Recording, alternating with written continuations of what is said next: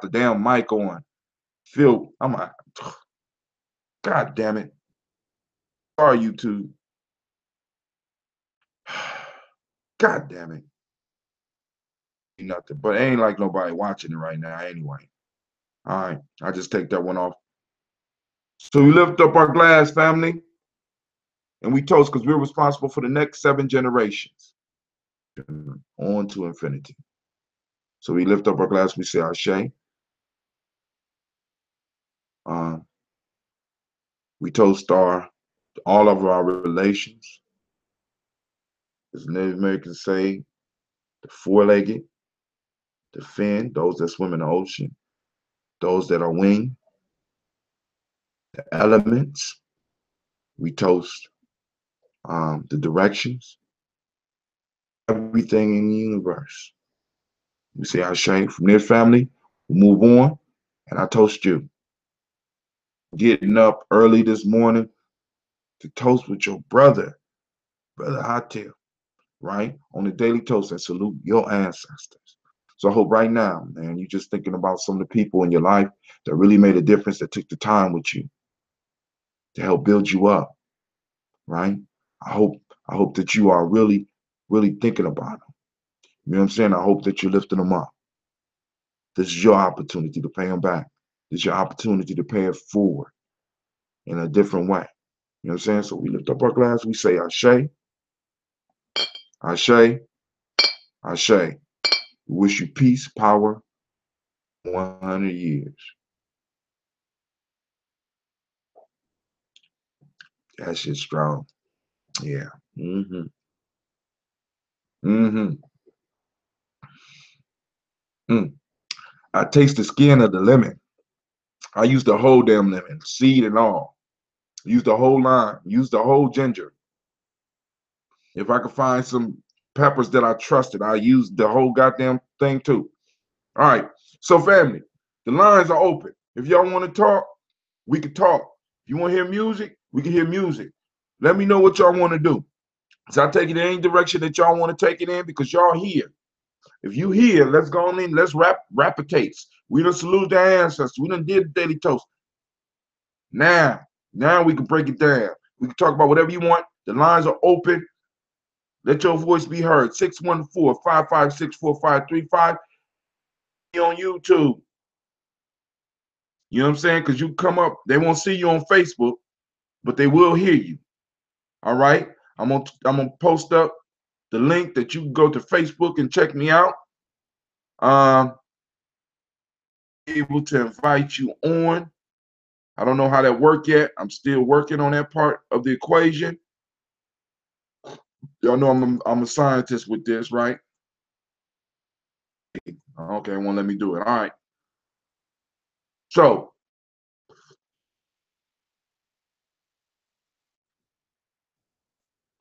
there you go. I just posted it up. There go the YouTube thing. You go to watch me on YouTube. You know, the sound is off. I feel stupid. That's what happens when you stay up late. If I call, is my face? No. If you call in, your face is not gonna show. So 614-556-4535. But you got a beautiful face. I don't know why what's going on? Call in 614. Let me make sure the line is still open. I'm surprised Brother Shaka is out cold. 614-556-4535. We can talk about what you want to talk about. Kwanzaa starts tomorrow in Columbus. We will be celebrating at Martin Luther King the Martin Luther King complex. What's up? Is this Sister Navita? Yeah, this is I. What's going on? I'm chilling, baby. It's all on you. What you want to talk about this morning? I want to talk about the latest news with Umar Johnson being the charges being brought against him to strip his license. Right. Now, as you know, we've met the brother. Right. Right. And I got some concerns here because it seems like there's a lot of that are being spread as facts, you know. Right. You know, a friend of mine said this to me yesterday. He said he's going to support Umar Johnson like a Trump supporter. He said make the statement. He can do all of that, but his supporters support him no matter what because he has their agenda in mind. Right. And that's how he feels, even though I think a lot of the stuff is really rumor, more so than anything with Umar. I don't care if it was true. He said, I wouldn't care if a man lied about having a degree. He has my agenda at heart, and I'm sticking behind him. All that other stuff to him, which I can get on, but I don't think a lot of the stuff is true anyway. But and conversing with the man and talking with the man, I don't think a lot of the stuff is even true. Hey, I feel the same way. And one of the major reasons that I didn't even bring it up on my show, because Brother Renee and him is real close. I got the text message too. Right. Brother Renee sent the text to me, and I read it, and I'm like, yo, well, I'm gonna give him his space and give him his time, because we all get to a point where we feel like why am I doing this shit? Right. And the issue is the brother. I mean, he's the brother, beautiful brother, beautiful spirit. You know what I'm saying? Powerful brother. You know what I'm saying? And he knows what he's talking about. Now, and those that don't know, Umar Johnson's put up a text, and let me see if I can get it for y'all. Because and you know what's crazy is a lot of people are having a good time with this black man struggling at this point in time. Happy. Right. You know what I'm saying? But one of your major questions that a lot of y'all had this shit. I want to get into this real quick. One of the major questions that a lot of y'all had, if they could strip his license, that meant he had a license. So first off, we could stop a lot of that bullshit as far as. Right. Second, you don't find it kind of strange, Sister Navita, that a lot of motherfuckers in the conscious community, motherfuckers pedigree, that shit from white people. That don't bother you? That that a lot of people that I'm like, what does it even matter? And you know what I'm saying? What does it matter? A good idea, and you are able to get that shit activated. See, because you remember when we had the conversation, I'm sitting at the table with Brother Umar, and I asked him the question. I said, brother, what is it that you're doing that's different than other people in the community where you could come to town? I was working the table. I was doing security and videos working the table. We saw motherfuckers that we haven't seen in. It's like, motherfucker, I thought you was dead. We had people breaking out in kufis and shit that, I ain't since 1989. Where the fuck you been? You know what I'm saying? And it's like somebody that could bring people out like that, rather than harping on some of the shit that you harping on. You understand what I'm saying? And it's like, and so the major thing that I didn't want to do, I didn't want to jump on a bandwagon of talking about what's going on with Brother Umar, because he's going through a hard time, and I'm not trying to get likes and views and shit like that on his behalf. You know what I'm saying? Because when he's ready to talk, he's ready to talk. But one of the things I want to do is, if this is going to be your farewell tour, bruh, I want to bring your ass back to Columbus. You know what I'm saying? Come on back to Columbus so you can get some of this Columbus love. You know what I'm saying? Because understand that there's people out here supporting you, bruh. Fuck the haters. Fuck the license. Fuck all that. You know what I'm saying? Because you can still give advice. If the motherfuckers strip your license and they take your, or whatever they gonna do, you still could give advice. You don't have to be, you don't have to be the professional counselor. You could be a consultant. You know what I'm saying? Because there's motherfuckers in the game doing that shit right now. You know what I'm saying? And it's like this. Right now. So what we can do is, for those of you that have contacts with him, you know what I'm saying, give the brother some support. You know what I'm saying? Fuck the haters, give the brother support. If you met the brother, give the brother support. And if he needs space, give him space. You know what I'm saying? But like I said, I'm not gonna be one of those motherfuckers. I was listening. I mean, I was listening to some people I listen to on a regular basis. Somebody say, Khalees Stidhams, thank you for joining. She said people are too concerned about titles, and this is what's crazy. We're concerned about the wrong type of titles, right? Right, exactly. We don't give our own titles. We don't give our own titles. We want you. If you got a doctorate, you know what I'm saying? You are certified and stamped. I'm gonna need y'all to understand what this means. You are certified and stamped by the enemy. I don't have a problem with it because some of the most prominent people in my lives are doctors. But they're prominent not because they're doctors, they're prominent because they have invested in me. Whether they're a doctor or not, I consider them elders because they're wise in their study. But then again, I'm telling you right now, doctor that wanted to have a debate or wanted to have a discussion, I'm on Nomo's side when that shit came down. Nomo didn't have shit behind his name. You know what I'm saying? Some of the most, Marcus Garvey didn't have shit behind his name. Elijah Muhammad didn't have shit behind his name. My fault, the honorable, which was given to him by the people. So we have to start looking towards our shit a little bit more. We got to start looking towards our stuff, right? With a little bit more respect. So the title of elder and nation builder. I have a question for it. Hold on, wait. This is Brother Shaka, you know, with his loud ass early in the morning. I thought he was asleep. You know what I'm saying? That's why I tried to sneak the show in.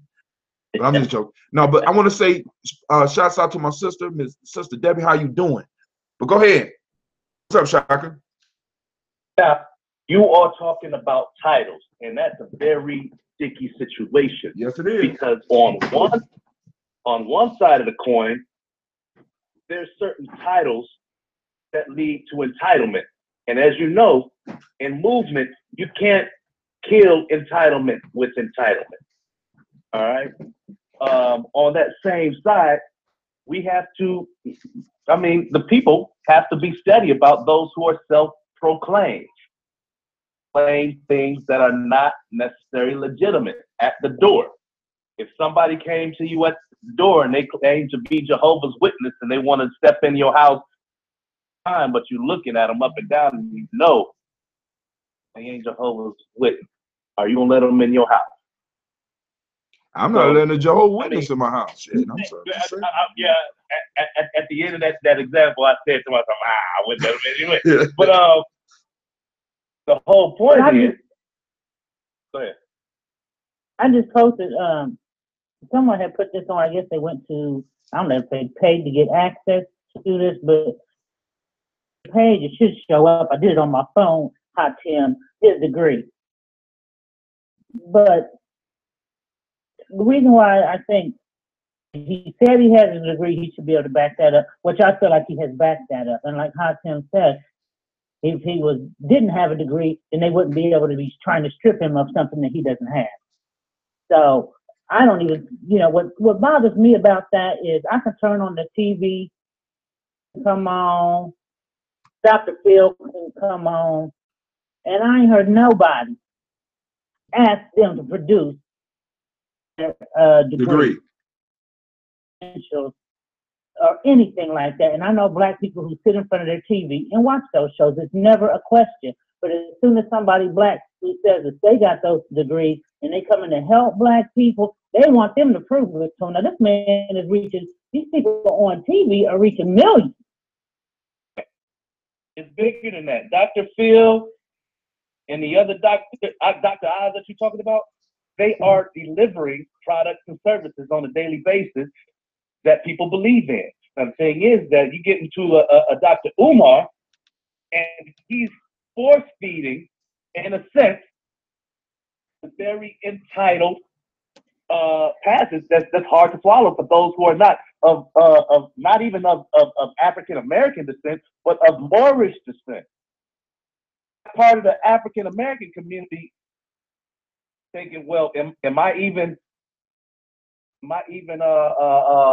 fit to be in this conversation? Well, that's problematic. That's problematic. If whatever the reason may be, if you're gonna, you take more credence to what the white people on television are delivering. You don't question it not one time. But then when a black man does it, and because he's delivering a certain message to his people, you now question it. So to me, that's problematic. That's problematic. And what is Dr. Oz delivering more than advice? Like I tell him, say, hey, you can put this egg on your face if you think that's gonna work. You know, but he made. I don't care if he's delivering advice, food meals. My point is his credentials. That's my point. Period. And they'll sit in front of that television and say, "Oh, he said this." If he got in front of the TV and said, "You know what? Black children are doing this, that, and the third," they'd be like, "Oh, I listened to Dr. Phil today, and he said this and this and this about black kids." It wouldn't even be a question. They're not imposing. They're not imposing on the culture, and that's the piece that I mean. And I'm just playing devil's advocate here to the tone of a Dr. Umar. It's very uneasy for in the harshness in the tone. Be there for who he's trying to get to, but the fact that he doesn't have a very like his audience is still being born. You're talking to people. Hold on. As if you don't know, and that's how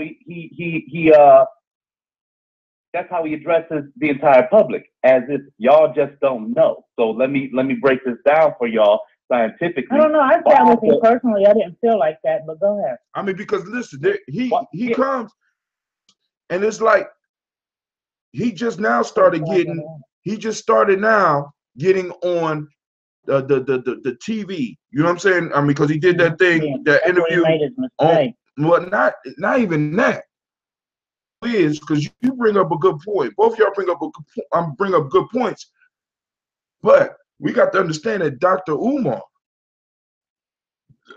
is doing something that makes a lot of niggas jealous. He's able to bring the people. And you know what I'm saying? He's able to bring the people. The position that he's in. You know what I'm saying? Because this is, one of the worst things that Obama did for us is that he taught niggas the word transparency. Transparent. Nigga, you can't fight a revolution transparently. Let me say that again. You can't fight and win transparently. You can't do it. You can't build transparency. Listen, let's go to Google and let's talk to Google about transparency.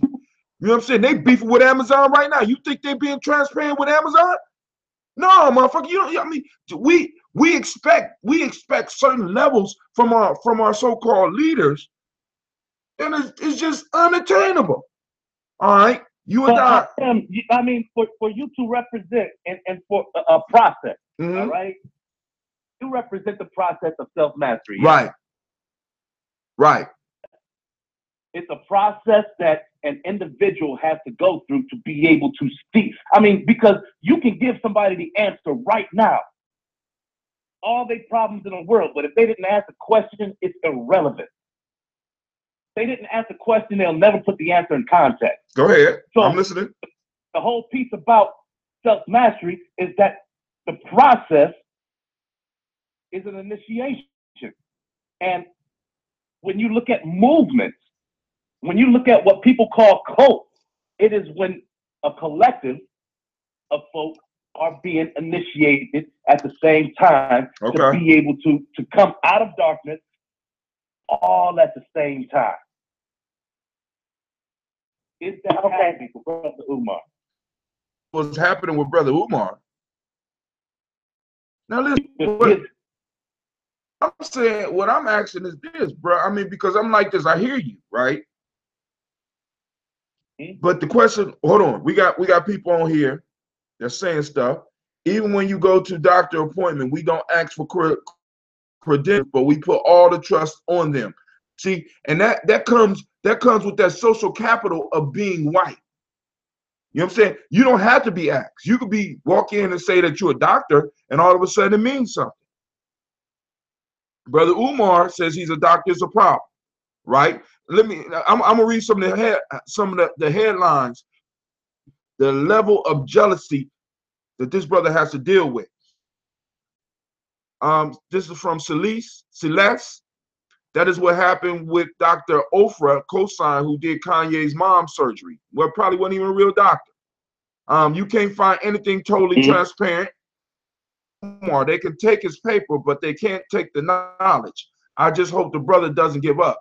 Now, we're gonna talk. I mean, we can actually talk about that whole piece, but that's with the struggle, family. That's part of going through it all the time. You know what, Tim? I wanna make something clear that I know from experience, because I read something yesterday on a post where they were saying how he doesn't do anything for free, his back, blah blah blah. Let me tell you something. When he came here, I don't even know if you know this, Tim. You know, first of all, he gave us cash money for working for him. Number one. Number two, hey girl, I'm trying to hide my taxes. A free book and a free shirt. Now check this out though. Alumala had asked Umar, told him, I need to buy 10 books from you for my bookstore. Umar said, I need to make sure everybody, no matter, there was like almost 500 people there. Right. He said, I want to make sure everybody who wants a picture with me gets a picture with me, and I do not leave until that is done. Okay? And he stayed there late. He's like, I ain't got time to wait for the brother. You just get with him tomorrow when you get with him, and I'll read the card number, you get the books. Cool. So at the end of the thing, you know, Umar thought my friend wanted to buy some books. He couldn't wait. He was like, you know the brother? I was like, yeah, he got a bookstore. He was like, he walked over to his table, gave me the books, all 10 of them. Said, just give them to him. I was like, are you sure? You know, he's willing to pay for them. He was like, just take them. You can have them. Tell the brother, I said, go ahead. You know what I'm saying? So, and then he took us all out to eat. And it was a bunch of them. You know, so people like, oh, he always, you know, the sister was saying all she ever hear about him is putting his hand out and asking for money, and he don't ever give. So I know from experience, that's just not true. And I'm in the community, right? I mean, like I said, he didn't have to sit down with us the next day like he did. You know, I brought speakers here, and I don't know one that I brought here, and I've brought quite a few who have books and everything that was giving away stuff for free like that. Not a one. Listen, all I'm saying is that when you look at all of brothers that kind of fit the mold of an empowered Black man, bringing a certain historical framework to you, you can include him into Dr. York, and I mean, even you know, on a certain level, this is what we're dealing with, though. What I mean, but hold on. I mean, like, but this the piece, and what Navita is saying, what Navita is bringing up is this. But we don't go through that with white doctors. If somebody had the white face, would the questions of their credentials ever come up? You know what I'm saying? And that's the issue. And let's say. Well, and here's the thing: is that just like you didn't have that personal experience with Dr. Umar, as I was explaining from a you know, just and I haven't had any firsthand experience with the brother. I have, but go ahead. When it comes to my dealings with doctors, especially when it comes to my children, I'm all over the who are you, where'd you come from, and that's a personal choice.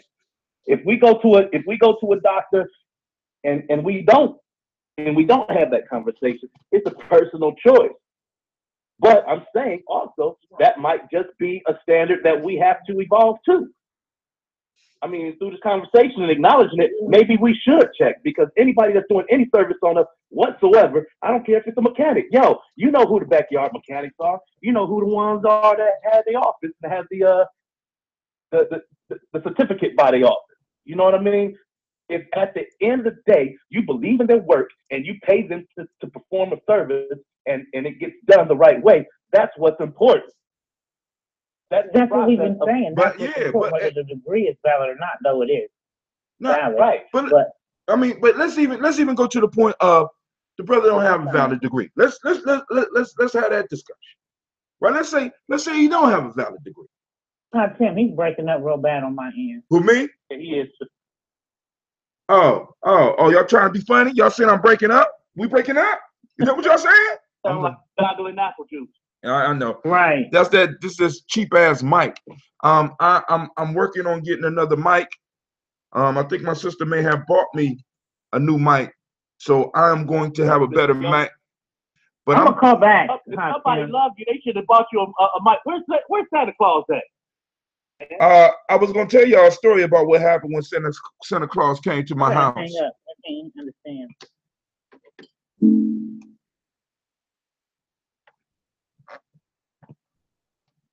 Oh man, we lost the callers because of She said she was gonna hang up. I don't know if she did or not. I see. Still gurgly. Well, hold on. That was the classic Shaka trick. He convinced her that she was gargly. He could and got her off so he could talk. God damn it, Shaka, that's a dirty trick. You're dirty. That was dirty. But no, family, this is what all I'm saying is, hold on, Brother Kwame say it comes up, but only amongst themselves. He talking about the certification, right? Mama did not have the so-called degree, but we listened and followed instructions. You know, a mic for Christmas. Yep, I'm getting a mic for Christmas. You're damn right. I'm about to go out. I might go buy that shit today because I need a mic for the podcast, and I need a mic for this setup right here so that I can make sure that it's clear. But listen, family. Hey, get a blue snowball. All right, I got a blue snowball. I'll use that for the mic on my thing, but I'm gonna get a Sasquatch. I think it's called it's called a Yeti. Yeti. The Yeti is a step above this. Celeste says there's some backyard mechanics that I would go to before getting robbed from a certified mechanic. It needs to be about knowledge. Buy it tomorrow after Christmas sales. Yeah, I'm gonna do that. But this the fact. This the Peach family. We get into the discussion about it, and we supposed to do that. But what happens when an individual is able to give you the credentials and shit like that right now? But this is the key piece. This brother was talking about building a school for our kids. Right? You know what I'm saying? And I'm like, yo, all right, cool. Let's I'm with it. Whatever. You know what I'm saying? Because nobody else is doing shit.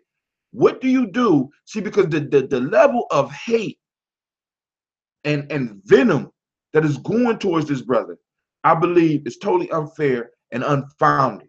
Right? Now check this out. I'm going to the root, which is supposedly, I don't know who owns it, right? But they got headlines. I want to read their headlines. My computer's moving extremely slow. And maybe that's why I'm garbled up right now. But my computer's moving extremely slow. But what's bugging me out is the fact of these headlines that are so goddamn disrespectful, right? You know what I'm saying? Because it's like with the conscious community, people don't want to show respect. So we got to be, we got to be super righteous. You know what I'm saying? I'm not supposed to talk to any women. I'm supposed to be a monk. He's supposed to be a monk. All that shit popped up in the root. Here's the article. Announces he's under investigation for Hotep Hogwarts, right? By a Michael Harriet. You know what I'm saying? And I'm sitting up here like, what the fuck? Right? I mean, this is shit that we got to go through, right? Because we got sideline niggas that's sitting up there throwing rocks along with our motherfucking enemies. I want you to understand this. 2018 is coming. I want you sideline niggas that like to throw rocks, right? I want y'all to enjoy yourselves while you can. Right? What's gonna happen is that motherfuckers gonna start visiting you at your house or visit you in your work and in your place of work because some of this shit is just so respectful, right? See, because what bothers me is this. People are mad because they don't know where the money is. But I never hear a motherfucker talk about where the money is for the church. You know what I'm saying? Some of y'all have participated in building funds that have been going on for the last 30 years. And 30 years. And still don't got no goddamn building. No, I ain't had no roof. Dude, listen, I grew up in a church that had a building fund from when I can hear about it and understood what the fuck they were saying until I graduated from high school. And they probably still got the shit going right now. Eventually, they did get a new building, but the shit wasn't all that good. I'm like, we've been doing a building fund for about 20 years. I say shit. But your boy goes out and he gets some notoriety. He gets on YouTube. He gets on this. He gets some notoriety. And all of a sudden, you know what I'm saying? Rather than motherfuckers say, hey, all right, cool. Nigga, let's see you build this school. Where the money at? Where the certification? Nigga, listen, I'm being honest. Hey, go ahead. You know what? Let me chime in here. Let me chime in because that's the difference between Greyhound. That's the difference between Greyhound and Megabus. You know what the difference is? Is that Megabus has no depot, so they don't have that overhead that Greyhound has because they have a stationary spot that they have to maintain 24/7. Right. So is the difference between the church and this niche audience. And yes, I'm saying that Umar has a niche audience. Right. Like you niche audience. But hold on now. But hold on. This is the problem. You know, the people that's complaining about the money, a majority of the people that's complaining about the money are not part of that niche. Stay the fuck in your lane. See, that's the issue. Right. We got motherfuckers who aren't in the niche, who are not interested in black anything, asking questions. Motherfuckers, stay where you are. You know what I'm saying? Stay in your lane. That's what people need to do. Stay in your motherfucking lane. Nigga, listen, if you believe that those of us that have donated to the movement or donated to what Umar is doing is fucking up our money, then allow us to fuck it up because you already don't believe half the shit we say. You can't believe in the greatness of black people. It's impossible because we are under the foot of the white man right now. You working for the white man. My politics is fucked up. My economics is fucked up. So if I want to chase a dream, motherfucker, let me chase a dream. You know what I'm saying? You haven't protested about the dope man selling dope in the motherfucking community. You have not fought against the dope man selling dope in the community, and you don't ask them where the money at. You don't ask the pastor. You don't ask none of the pimps out there. You know what I'm saying? They don't ask the ring bearer in front of the Walmart. They be ringing that bell and they dropping their money in there when they go into the Walmart. They don't ask the Red Cross. Don't ask the Red Cross shit. You know what I'm saying? Hey, let me tell y'all something. Here in Cleveland, it's a brother named, used to be a brother named Scatterbrain. If you ask any elder from Cleveland that grew up in Cleveland in the hood about Scatterbrain, I just say this: Superfly was loosely based off of this brother. This brother started up jukeboxes. A jukebox company and wanted to service all of Cleveland, but Cadillac Records was already doing it. So you know what he did? He went into the hood and went to everybody that had Cadillac Records jukebox and put their shit out on the street and put his in and told the owners of the spot, you know what? I will be back on a weekly basis to collect my money. Brother used to run numbers and all that. But this is how he made his bread and butter after a while. It's through jukebox and a hot dog stand. Right? So the piece is that his method is very Cleveland-like, like in a historic Cleveland when progress was happening, where you had Carl Stokes doing exactly what you're talking about, going and knocking on the doors and telling the drug dealers like, yo. I know where you at. I know where you at. Exactly. That type of black man puts fear into people. They don't want that type of black man. We don't want that in our politics because then you could be Obama, get up in and do nothing for us and then come back and go and speak at places and not have to worry about motherfuckers approaching you. You understand what I'm saying? Right. You could put out any type of music you want. I was listening to some of the shit that my niece was listening to, and I had to get drunk before I could even understand what these motherfuckers were saying. I swear to God. I figured out mumble rap. All of you that want to understand what your kids listen to, you got to get drunk to understand that shit. Okay. Damn Shekel for creating trap music. That goddamn Shekel Mac 10 created that shit. I'm madder than a motherfucker. When I see him, I'm gonna knock him down. Shekel Mac 10 created trap music. I'm just fucking with you, Shekel. See you at Kwanzaa. And don't you come acting crazy either. You know what I'm saying? Got my eye on your ass.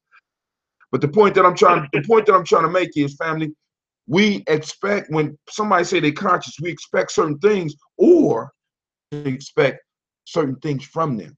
So we automatically think that they're gonna con us. We automatically think that there's some type of con going on. But I got a question for you. I'm gonna need help with security, Shekel. So be ready. You know what I'm saying? And like I said, I need a couple people that you know, because if they come in with you, I'm gonna trust them. You understand me? So I need you to make sure that you clear your folks. You understand what I'm saying? So come in peace and power and joy. All right, we're gonna build. All right, now, family, I got a question. Let's say Umar been going around the country, he been speaking, he started raising his money, right? And people are upset because they can't get 250. We talking about a dude going from city to city, raising $250,000. Talking about building a school.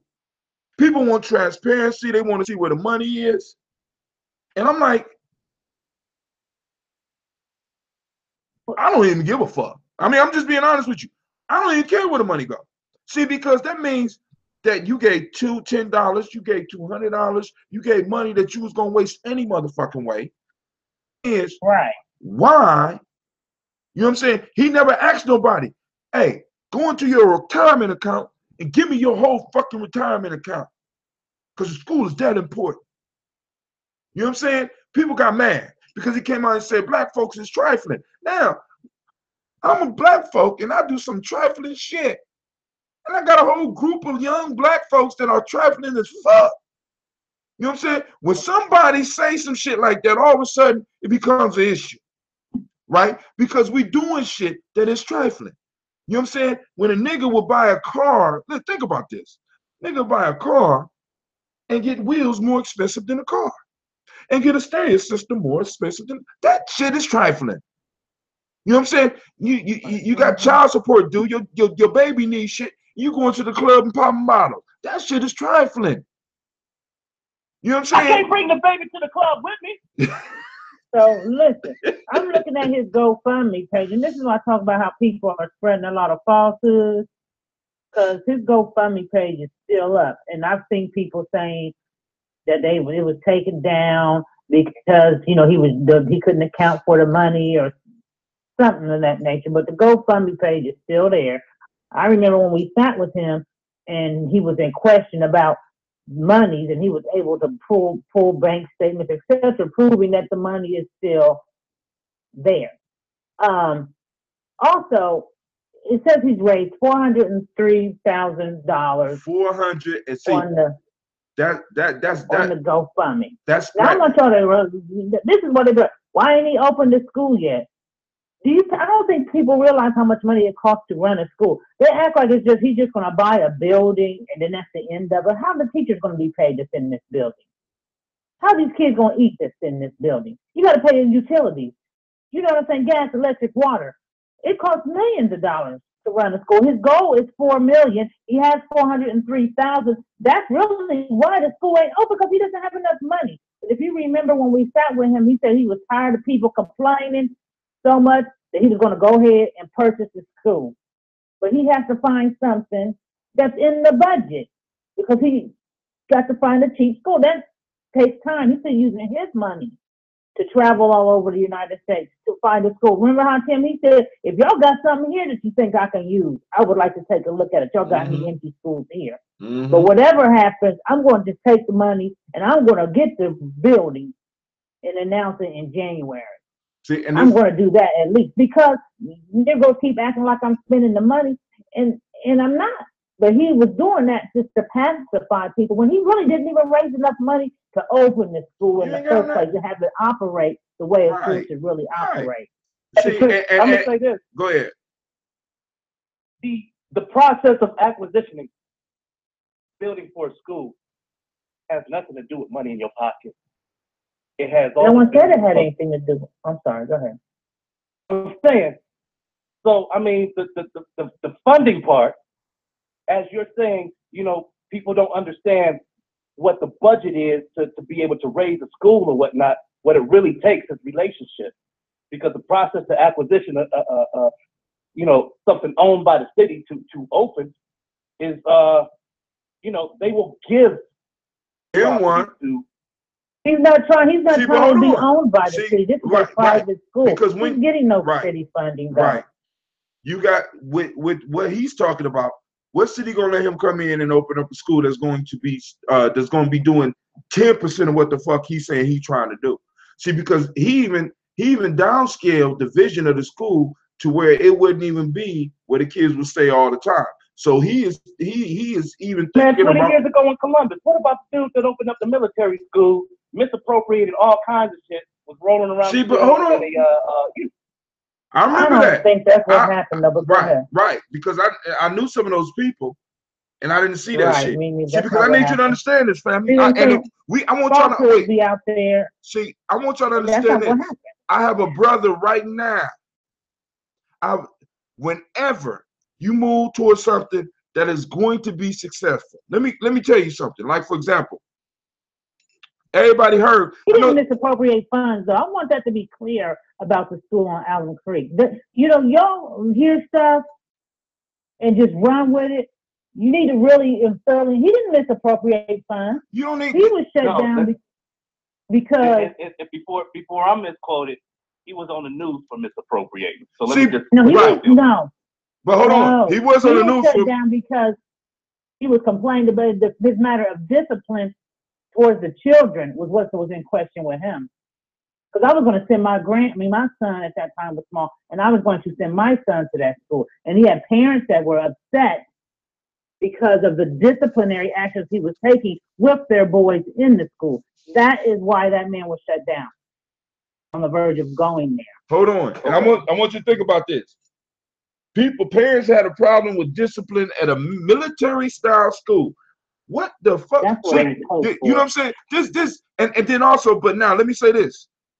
Family, whenever we become close to building something, right? Exactly. Whenever we get close to doing something, they're always gonna do it. My brother was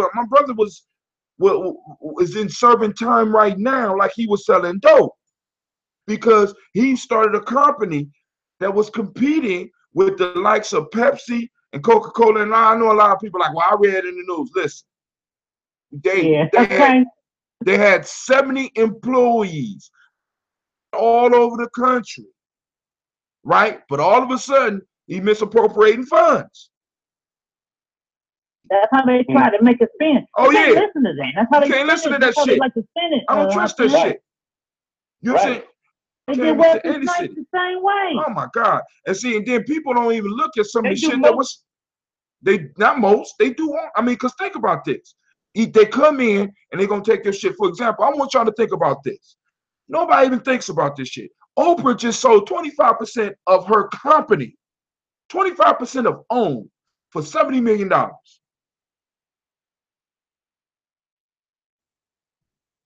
I don't hear motherfuckers breathing hard. You know what? I thought about that after you said that yesterday. Right. And I'm glad we having the same conversation. Well, you brought it back today, because it's just like gentrification, but on a global scale with Oprah. But you come back to Columbus on the gentrification side and realize that same 20 to 15 years ago in Columbus was during gentrification in Columbus, right? Right. And there was a lot of mom and pop neighborhood centers that were taken over by Directions for Youth on just a mass scale. We just gonna make this all generic so that everybody and every organization is compliant with this plan of action that we're dealing with. And that's exactly what's going on in Cleveland right now. And so the whole piece is that it's all, I mean, if you are in a community doing what you love doing, you're passionate about your community, it too can be taken away, just like eminent domain. That's how they do business. You know what I'm saying? I'm on listen. For Oprah to sell 25% of her dream network, Oprah is a billionaire supposedly, so she could wipe her ass. Literally, she could wipe her ass with $70 million. $70 million is not shit. It's not supposed to be shit for Oprah. That was a gangster ass move. You need to think about this shit. I come up to you, I say, look, I already own 41% of your shit. I want 25. I want another 25. I want to become majority holder of your company. And I'm going to offer you 20. I'm going to offer you $70 million. And you're going to take this shit.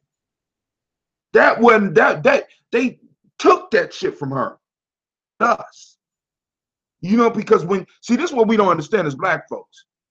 We need to stop moving as individuals and start moving as groups. So when a motherfucker come in and make you an offer, they're making an offer in front of a motherfucking group. Right? You know what I'm saying?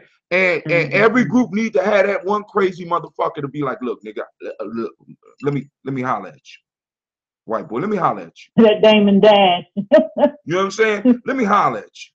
You know what I'm saying? See, because the whole point is, as long as we think that we are achieving the American dream as individuals, we'll never achieve the American dream. We'll never achieve any type of dream in America or in capitalism because we're the only ones that's playing individual ball. We're the only ones. You know what I'm saying? We're the only ones that think that it's the star player that makes the team rather than the team that makes the star player. We're the only ones. Everybody else is playing group economics. Everybody else is playing team. You see what I'm saying? And I'm like this. Yeah. I don't know who's around Umar. You know what I'm saying? I know when he come here, I know that we try to surround, but I don't know who's around him. But he needs a stronger team so that when shit like Umar announces he's under investigation for the Hotep Hogwarts, a motherfucker need to go walk up to this motherfucker's door and let me holler at you, bro. You know what I'm saying? Because we can't allow motherfuckers in our culture or outside our culture to take our shit for a joke. That's the issue. You know what I'm saying? You say you're building, you say that you're a nation builder, you say that you're a doctor. We can't allow motherfuckers to take anything that we give or that we get in our community as a joke. Because when they start doing that, they start disrespecting. You know what I'm saying? That's one thing that the street culture got correct. Allow nobody to disrespect you. Boom, family. You know what I'm saying? All this political people. I'm sorry, go ahead. I think people need to also realize that just because it was on the news doesn't make it true. Just because you got to throw in some investigation, some research, and some common sense. Now, if you let it be told, you know what I'm saying, Marcus Garvey, according to the news, was a criminal. You know what I'm saying? And he was, the only thing they busted him on was some mail fraud, but they spin it to make it look like it was something else that was big. So people will say like, oh, I read that Marcus Garvey went to jail. Yeah, but do you know what he went to jail for? You know what I mean? I don't want to know. Wesley Snipes, the whole tax evasion thing. He ain't doing anything different than a Trump does and don't want to show his taxes or any other person who has all that money. They all finagle their taxes a certain way. But his mistake was he was trying to open an Africa town on the premises of how Dr. Carl had that economic plan for an Africa town in Detroit. Wesley Snipes was doing that. So they came after him. And then he went to prison for tax evasion. And then you hear all these people like, that nigga don't want to pay no taxes. That's what he, you know what I'm saying? And they don't even realize what was really going down. They don't care. See, this so is the when issue. You hear this stuff on the news now, that Dr. Umar, and I posted on your page, he has a degree, but you know, I've seen people say that he ain't been able to produce a degree and all kind of stuff. And it's just not true. And anybody. It amazes me how the falsehoods that just people just gravitate. What do you think that is, Hatim? That is, hold on. Falsehood. That's called the reticular formation. This is why I say every morning activate your reticular formation so that you can start finding the unity and find. We're not principle based. We have been programmed against ourselves. So because I want you to think about this. Part of our survival mechanism for a long time was denying who we were. So anybody that would start acting like who we are, who we supposed to be, would be a danger to you. So you would automatically start focusing. And when you start focusing on it, you will only see the negative thing, the danger. You got to understand that a real black man, a real black woman throws up an alarm of danger to motherfuckers. You know what I'm saying? So they have to find a way to break you down. They have to find a way to stop you. Why? Because you bringing danger on the group. Because if you open up a school and it's all black folks and shit, and then master's gonna come after us, and we don't want master to come after us, because we move right back into that slave mind state. Because we've been trained. See, my piece is this. Like I said, a niche. He had a niche audience. Then let the niggas in the niche decide on whether he's real or whether he's not, what he's doing with them. Let people in the niche decide that. Nigga, you give $5 and all of a sudden you want transparency, you want say so. See, because this is how we do. You know what I'm saying? You gave $5. Where the money at? Right. You know what I'm saying? I done threw money at companies and then lost the goddamn money. I ain't never trying to take nobody to court for the shit, because I know I'm not going to invest more than I can afford to lose. I already know that in most cases, especially for black folks, that when I give you money, it's a good chance I'm not going to get the shit back, because we are a poor people. We don't want to accept that shit. We don't have trust funds. We don't have motherfuckers. We only get one chance to make a mistake. So that's why when people approach me, I'm trying to help them. Yeah. But I'm not trying to help them to a point where I know I'm gonna hurt myself. That the card that it's already stacked against you. You know what I'm saying?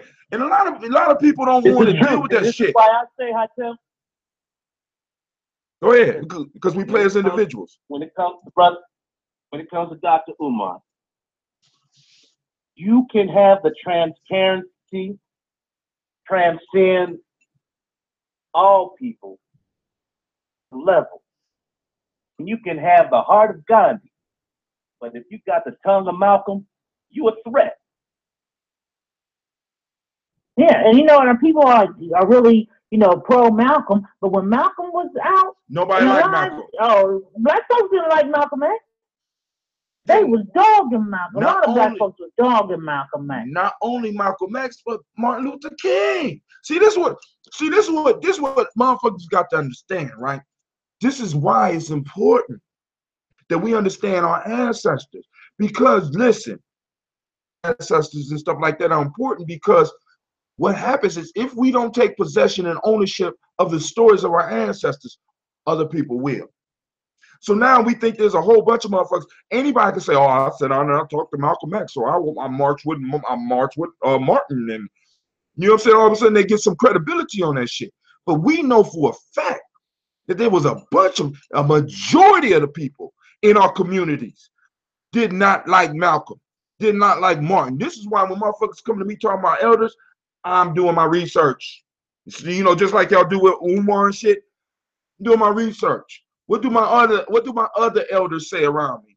The ones that I trust. What do they say? You know what I'm saying? Where was this motherfucker during the movement? Mm-hmm. You know what I'm saying? And we got to start, we got to start asking those questions and take possession of our history so that people can't twist the shit up. Because the way these motherfuckers got us believing everybody was marching with Martin. You know what I'm saying? When we know the fact that most people didn't even agree with that shit. We know motherfuckers didn't agree with Malcolm because he was making their job uneasy and shit. You know what I'm saying? Ruth Willis says, this is why they passed net neutrality information. Once again, because I want y'all to know this. We got Brother Umar. We got the thing going on with what's his name? He was taken off the air. Tom Joyner's been taken off the air. We got Oprah having to sell 25% of her company. We got Russell Simmons being taken down. We got, I want y'all to understand, Tavis Smiley. Nobody else is picking up a pattern here. Up a pattern. All the black media is being decimated right now. You know what I'm saying? The only voice that we got right now is what we're doing right here, right now. See, because they're going to erase all that shit, family. You know what I'm saying? So y'all need to get ready. But hold on, let me finish. Ruth Willis said they are listening and are afraid of the information being given and are shutting it down. Brother Kwame say Hotep Hogwarts, whoop that nigga's ass.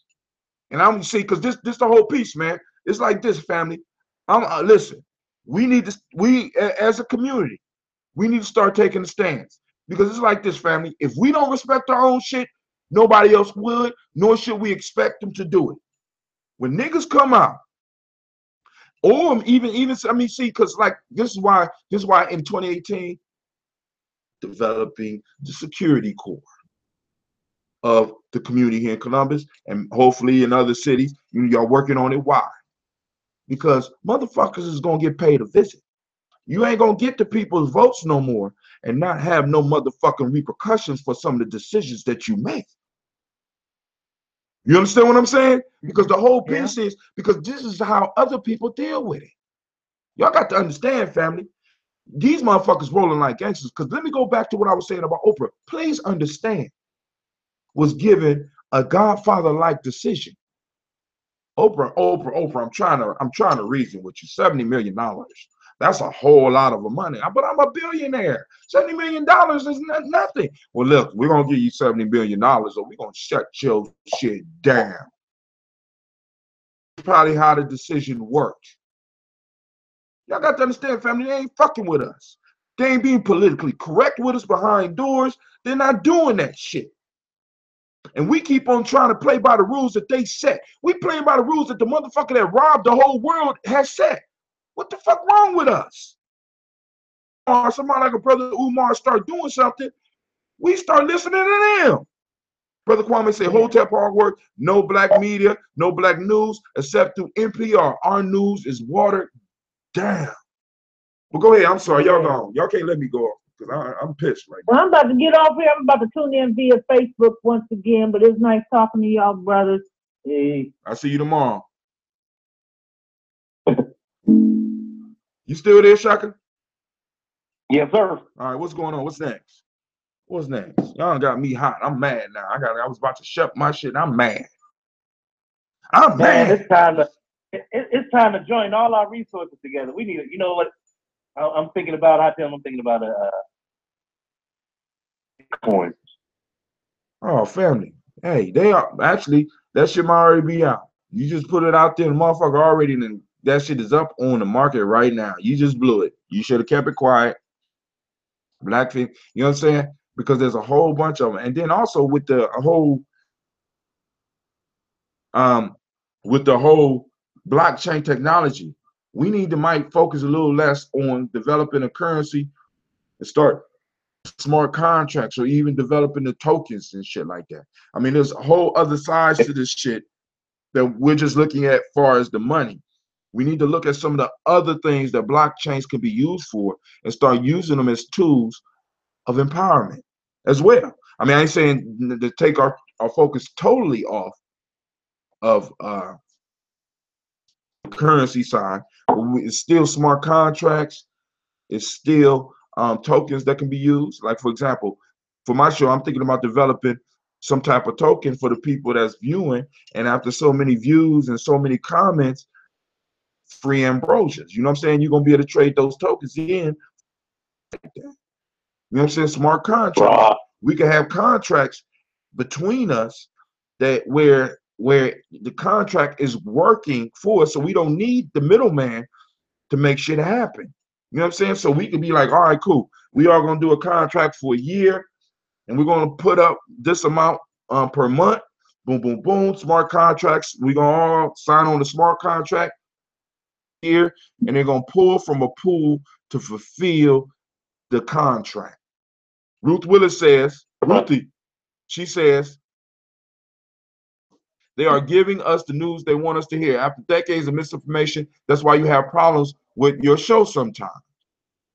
I'm not hearing rumors about black, that coin being why am I hearing about that coin being tricked when to hear Anubis' perspective about that. Why am I hearing room? Oh, because now the whole piece is like I said, with anything, when invest in family, please invest wisely. Stop chasing the dollar with your investment. Start chasing the long term. If you're going to invest in the coins, do research on the coins for what they're being used for, but also the blockchain technology, a very pertinent piece of technology that we need to start getting involved in and start learning how to use, right? Because now Bitcoin is going up and then it went down. It's crashed. It was going to crash. It's going to crash. I want you to understand what's happening. What's happening today? What's the day? What's the day? Today is Christmas. Motherfucker invested in Bitcoins 3 years ago, got it real low. Now they're able to get 15,000 from it. Motherfuckers is extracting money so that they're going and ball out. Motherfucker, this is the spending.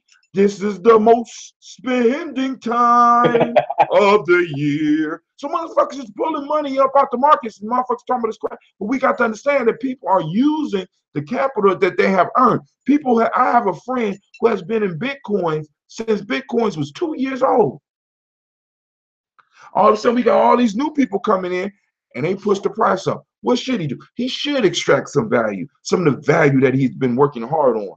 You know what I'm saying? He might got 100, 200, 300 coins up in there because he was getting them when it was 56, 50, 50 cents, $1 and shit like that. They're worth $15,000 now. Extract some of that shit and ball out. God damn it.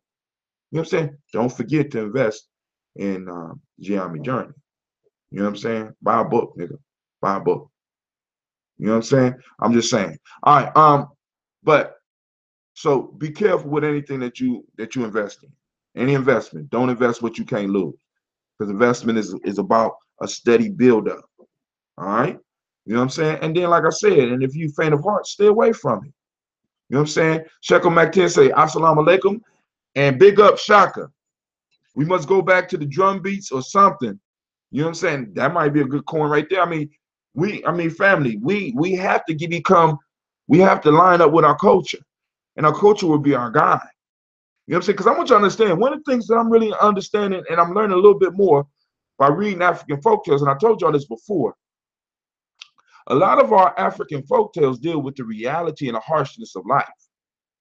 There's not a lot of happy endings in the folktales that I'm reading. And I think because of how we are designed as a people, I think our ancestors is trying to give us a message. You know what I'm saying? We're very kind. And when you look at the history and who we've been dealing with, that kindness kind of blew up in our goddamn face. You know what I'm saying? Because these motherfuckers needed something to eat when they came to us. If we would have chased the motherfuckers back to the boat, if the Native Americans would have shot the motherfuckers, shoot if they got off the boat, if they would have just watched and laughed at these motherfuckers dying, you know what I'm saying? But you know, we went for the common humanity. And now I think a lot of the stories that our ancestors are trying to teach us is family, listen. Everybody is not family. And there's nothing wrong with it. We're gonna have some people that come in and it's family, but we always got to watch the others. Always. Always. And we got to watch ourselves. Because some of us are Agent Smiths and we don't even know it. That spirit jumps into his job. Because Matrix had that shit right, 100%. You know, that spirit jump into some of y'all and y'all start acting stupid as hell. You know what I'm saying? It's out there. Agent Smith. All right, but go ahead, Shaka. Sound like you at your organ. Man, you know, I was thinking, I've been told several times from like different sources, they always comment on, you know, this is the generation where you are expected to outlive your child. Damn, that's some sad news. That's sad. And even to the point where like life insurance agents ain't even dealing with the elders as aggressively as they're dealing with parents.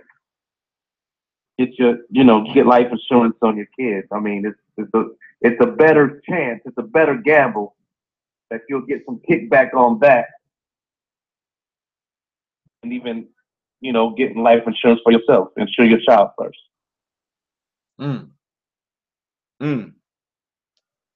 Man, listen. I mean, we living in treacherous times, family. I mean, I want y'all to listen to this. You know, I told a story at my grandfather's funeral. This, of course, is a Gye-Nyame story. I won't belabor the point, but basically, there was a guy. I think in this story it was Sage, a dude by the name of Sage, that fits into the mythology of Gye-Nyame. And Sage will create a haiku or a short poem or a short story for you. And a rich family wanted to get one for their child. And when they brought and asked Sage to do it, Sage did it for him. And his scrolls were very expensive.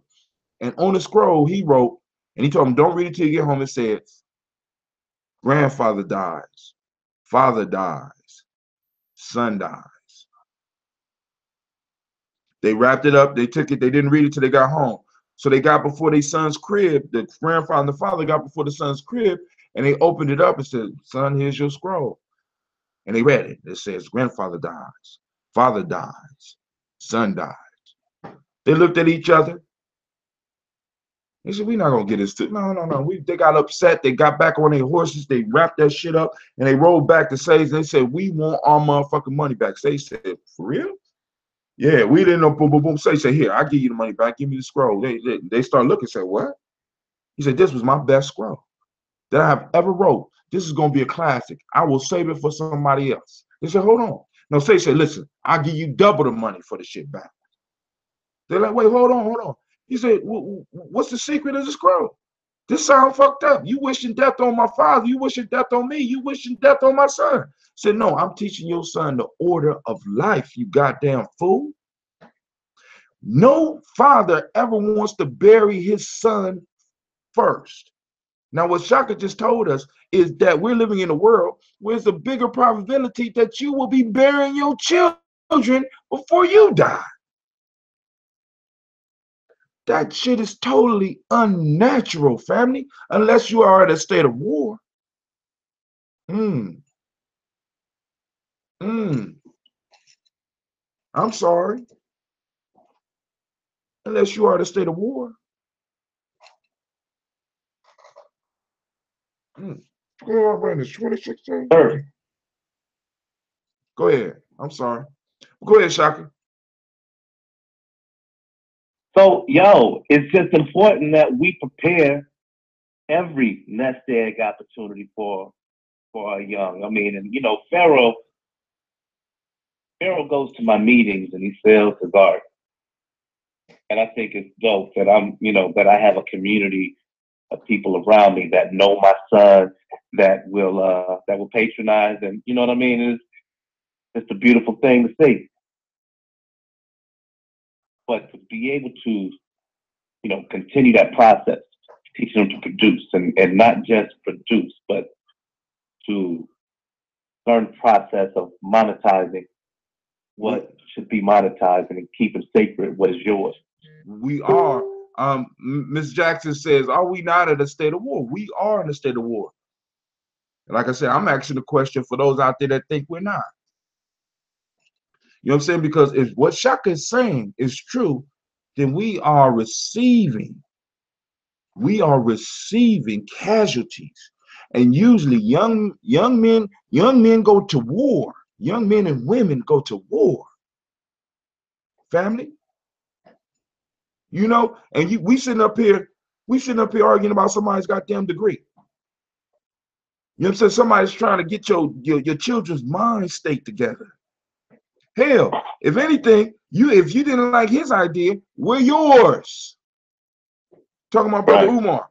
If you didn't like the fact and how he was doing and you ain't like his personality, then what was you putting in the basket? What was you doing? How are you moving to change the mind of the youth?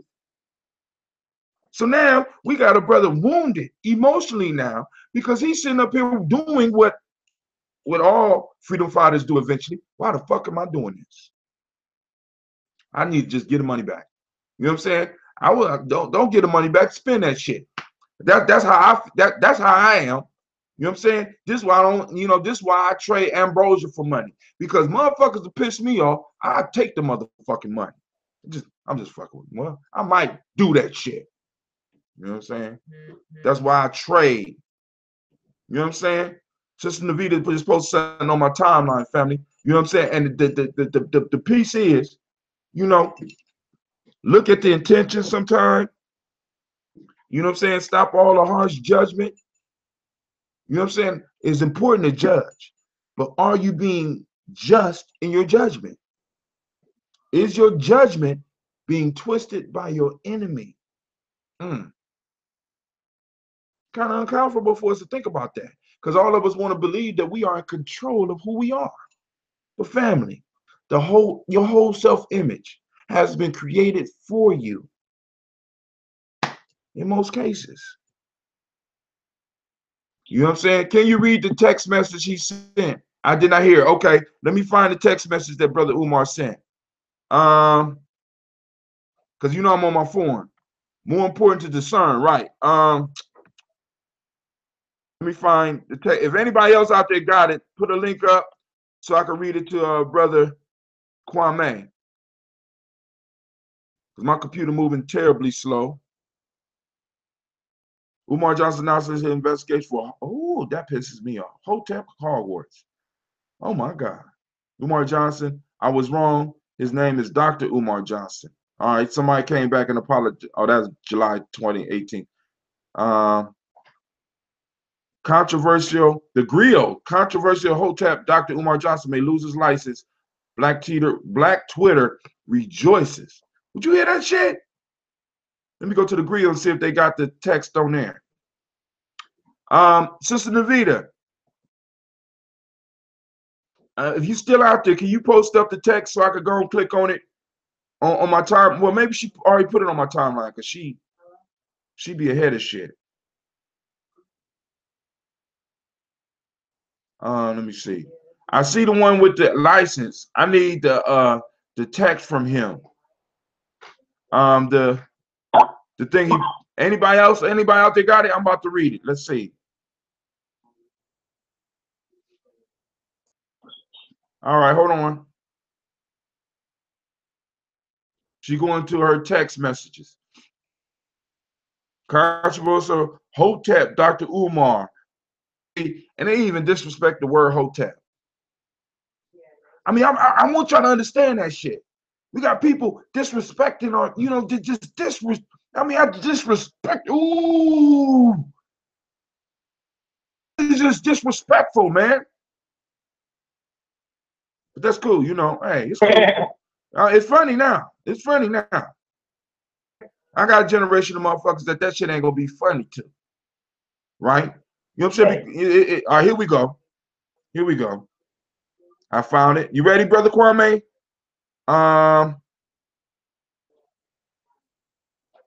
Hold on. My computer is acting up. He posted a notice on Twitter that said he would be giving a farewell to Dr. Johnson. Elaborated on Instagram, writing about he sometimes questioned why he started his campaign in the first place. Sometimes I ask myself, why did I start this campaign? I'm ready to return all the donations and move to Africa in an effort to give our boys a school they deserve. I've had countless coons consistently harass white people in the power structure until they've decided to strip arrest my fund, which means freeze the fund, and audit me. Phone calls to my degree granting institution, harassing them about my credentials. The same question over and over again on every radio show. Countless social network jokes and campaigns to diminish the credibility of the one man Black parents can count on to assist for free with saving their children from the mental health and miseducation system. This is my thanks I get for helping to save a generation of Black boys, he said on one of the world's longest run-ons. Wow. On top of all the betrayals, I had my own father join in on the fun. The tour will be my farewell conscious community tour for a while. I'm taking a break from social network as well. I need to take care of me now. I will keep pushing for the school until my detractors successfully kill the campaign also. Whether we succeed or fail, just know that my intentions were honorable. I tried my best This is another victory for the mentally enslaved. Did you out there?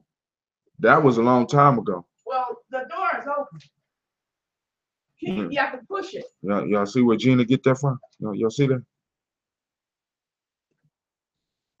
That's the matriarch and shit. I can't, usually I start cussing and ranting, but that's the matriarch. I can't do that. You know what I'm saying? No, he can't. What you looking at? All right, I'm gonna have to get off of here because somebody want to show up. But hey, here we go, family. She can do that. All right, so y'all heard that, and that's basically. I'm not showing off. I'm his mother.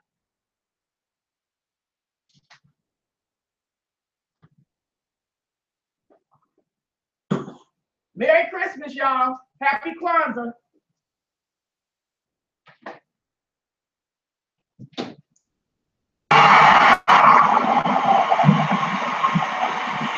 Give it up for him. Give it up for him.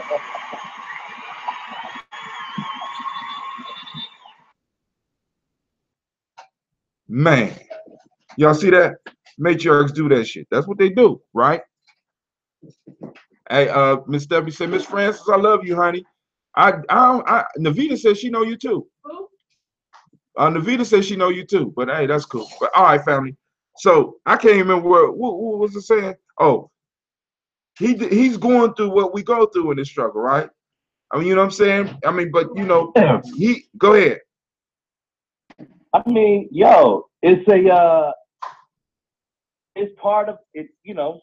It's part of the outfit. Hell You know yeah. what I mean? Hell yeah. I'm gonna. Oh man, I even wrote on it. Well, I'm trying to think. Oh yeah.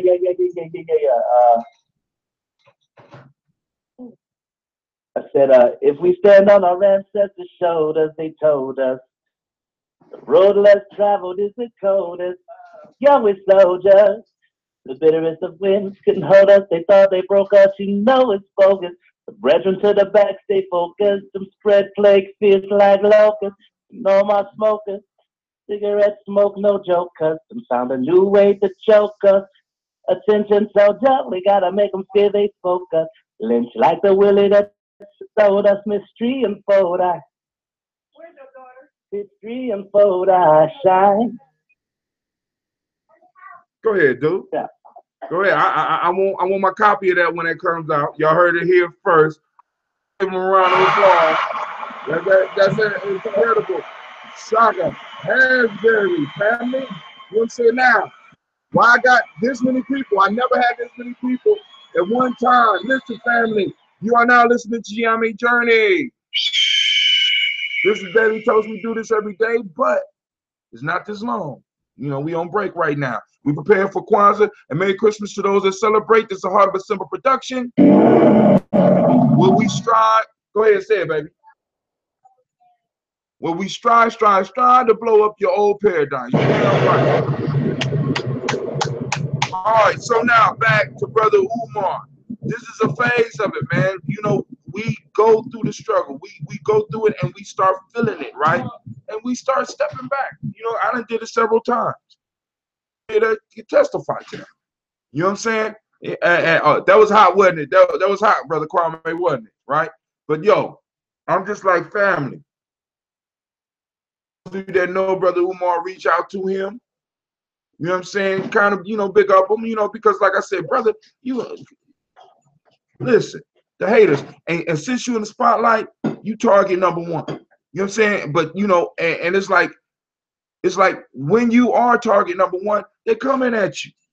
And understand that the soldiers, like he said, the soldiers, we building up, family. We standing on the shoulders of our ancestors. We standing up on the shoulders of individuals who were hung. We standing up on the shoulders of individuals whose heads was cut off. We're standing up on the shoulder of individuals who suffered all types of tragedy and shit. This right here, the ridicule and shit you getting, this is just a small part of what they got in store for your ass. You understand what I'm saying? Brother, I'm talking to you man to man. Anybody that know them, get them on the line so that we gonna talk, because this the piece, man. They coming hard for us. You see it.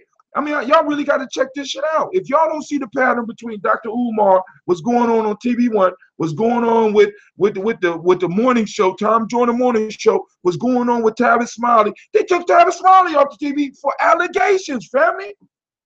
There's no proof that Tavis Smiley did shit. They took him off, canceled his whole show. Where's your news at? No, they didn't cancel his show. They canceled his sponsors. Oh, okay. They canceled his sponsors, so therefore he got his own show because he produces.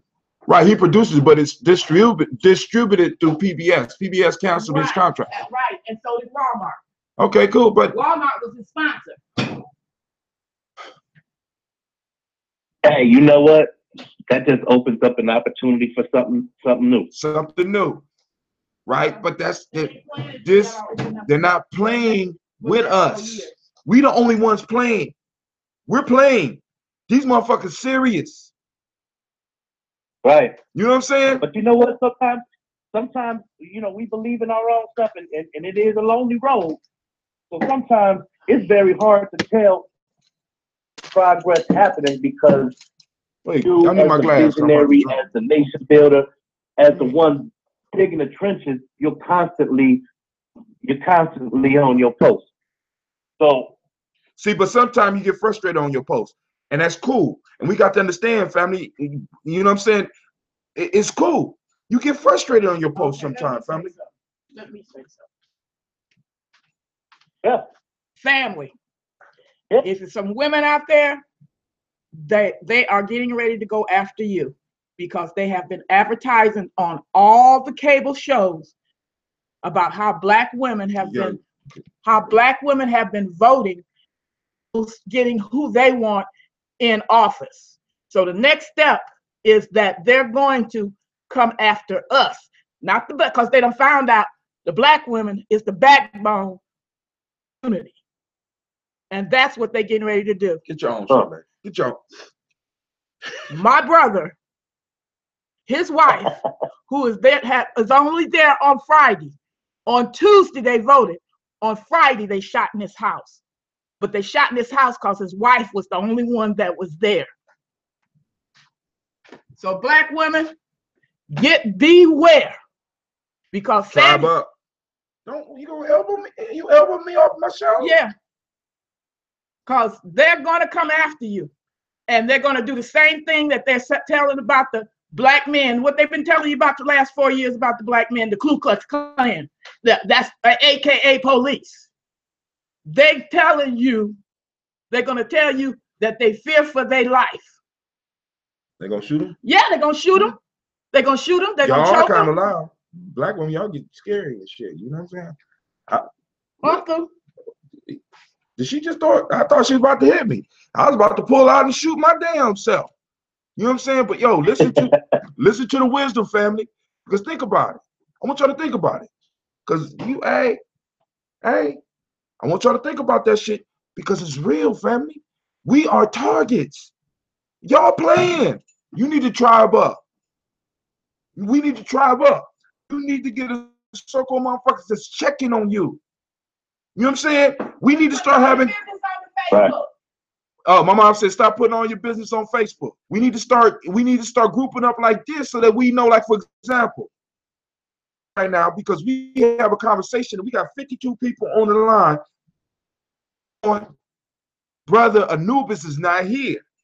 Brother Kwame is here because Brother Kwame check in every day. Brother Anubis, we need to have ways where we know that everybody is all right. So if any of the Brother Anubis out there, I need to hear you, bro. If not, I'm going to have to go on and do a Facebook call after this piece because, you know, we got to start tribing up so that we can start looking out for each other. Even if I can't do nothing but make a damn call. Because it's coming to the time. You can't come out against the LGBTQ community like he did publicly. And that's a whole nother piece too. You know what I'm saying? Because now we have to, because we got to be strategic in how we move. But back to the frustration, family. The frustration is part of what we're doing. It's only beginning. The shots is being fired. Pop, pop, pop. Because first thing they want to do is, I want y'all to remember this. What they said about the most important thing they had to kill was about Osama bin Laden. Now, I tell y'all this all the time. To us for grown folks. What was the most important thing that they had to do with Osama bin Laden when they was killing him? What was they trying to kill? Somebody please help me, because I need y'all to pick this shit up, right? Because this grown folk talk now. The kids about to wake up, so I might have to, well, my kids used to cuss, and I don't know if your kids used to cuss. The most important thing that you got to destroy. You don't destroy the person first. They learned their lesson. You know what I'm saying? Because you make a martyr. You destroy the story.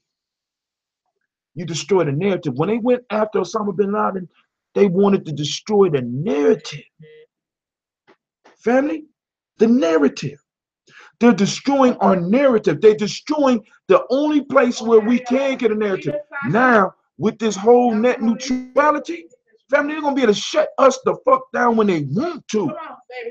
Right? I got 55 people on here right now. This is the most I have ever had. And the piece that I'm trying to tell y'all, family, we're gonna have to start separating and doing this shit like Voltron. We're gonna have the yellow team over here, the blue team over there, black team over there, and we might have to get 10 pieces because we have to start tribing up, family, because we have to be able to defend ourselves. Because in a minute, when they can't get us like that, by destroying the story, they're gonna move on us physically. This is a whole nother reason that the whole Umar school thing is important for them to get, because if he's able to start a school and it's a private school, how many other brothers, because you know how we do, all it takes is for one of us to break through the veil and get that shit done, and then next thing you know, a lot of us is going to start doing that shit. What happens when we start developing a whole bunch of schools that's going to start teaching young people a liberation-based, let me say it again, a liberation-based curriculum? Because curriculum, because y'all need to really be honest with yourself. The curriculum that they are being taught in the school right now is not liberation based and is not based on their best, the best outcome for them. Our children need an education system that is focused strictly on them. And this is what this brother is talking about. So he start with a group right now. What happens to that group 20 years from now? Call in 614-556-4535. I'm sorry, I had a bunch of people. You know what? Call in. Go ahead. That's great, man, because that's exactly the energy that right now is happening in Cleveland. I want to share a little bit of this, a little bit of my.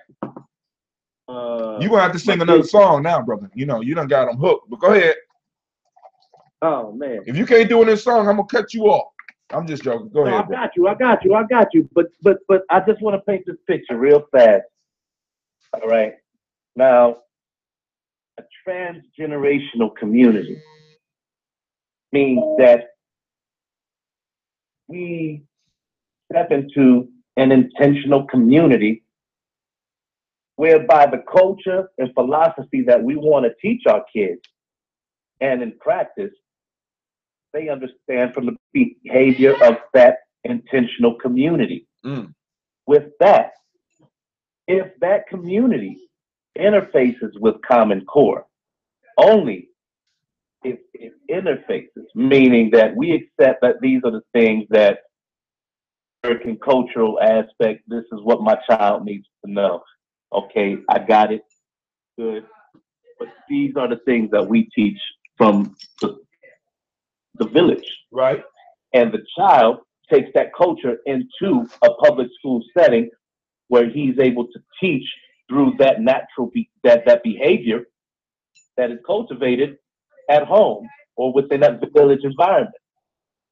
Able to be more influential is that when you see, like here in Cleveland Heights, you see a Jewish kid go to school where you know he's Jewish because of the way he dresses, and you see the nature or the behavior of the Jewish community because they're all centralized and all their resources are centralized in the Jewish community center. You understand? So it's not going back to that idea of entitlement. Where do we stand in that, where when I look at the Jewish community versus the community that I would like to thrive in? Well,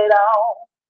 In these last days of turbulent times, people listening for a reason and rhyme. This is the season for mine.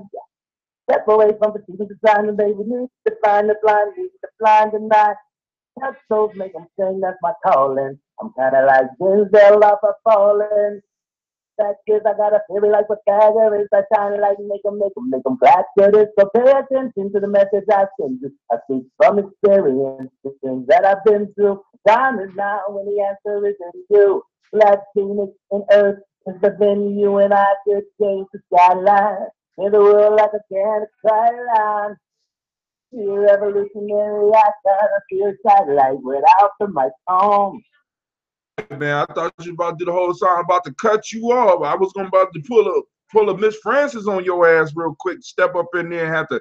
That was good. Give it up for Brother Shaka, family. Give it up for Brother Shaka. Listen, on Gye-Nyame, we try to get the message across to you in every way possible. Think about it. So, black media is under attack. We know this. Is we think we is. A lot of us don't know this. Right? Like I said, because I got a question for your family. I want y'all to really think about black wealth. I want you to think about it in this way. Forced. Why would Oprah Winfrey take only $70 million for her station? I know a lot of y'all like $70 million is a lot for you, but Oprah Winfrey is a billionaire. Yes, a billion is 1,000 millions. I got 1,000 of anything, I'm balling. You know what I'm saying? I got 1,000 gumballs, I'm balling. You know what I'm saying? You know what I'm saying? But we got a billionaire that took $70 million. Just a black billionaire, right? We got motherfuckers out here pretending like they're doing well, family. And we got to really start looking at this shit, because this is the piece that we have to understand, right? Think about this, family. Think about this. The only way you can build wealth and maintain wealth is within a community. So that when they come and take the wealth, they're not just taking out an individual, they got to take out a whole community. And we know they ain't scared to do that shit. But we have to be prepared to either defend our shit and chase them away, you know what I'm saying? Or die. You see, because what separates, because I want y'all to understand this, family. This is one thing that I learned about bullies when I was younger, right? Bullies only want to win. Now, I stopped teaching my sons how to fight a long time ago, right? Cleve and poor Cleve. Cleve is catching the end of it, and I'm just so scared to teach him how to fight, because when I was teaching my sons how to fight, people would do dastardly things, like, they pull guns on us and shit, right? You know what I'm saying? So I had to be very careful in what I teach my sons. But I used to tell my sons all the time, I said, family, listen. I said, babies, listen. Punch everybody. They're like, what, Pops? I said, family, when you punch a man, right, what you're telling him is, I see you as my equal. And I know a lot of y'all ain't gonna get that, right? That might be above some of y'all, because you like, boom. See, because when we dealing with the streets and we dealing with individuals, when I punch you as a man, I'm saying you are my equal. When I used to tell my boys, I say, listen, when you about to get in a conflict, you need to see who you're dealing with, because you got three types of people. You got those who like to win, those who like to fight, and those who can fight but don't like to fight. right?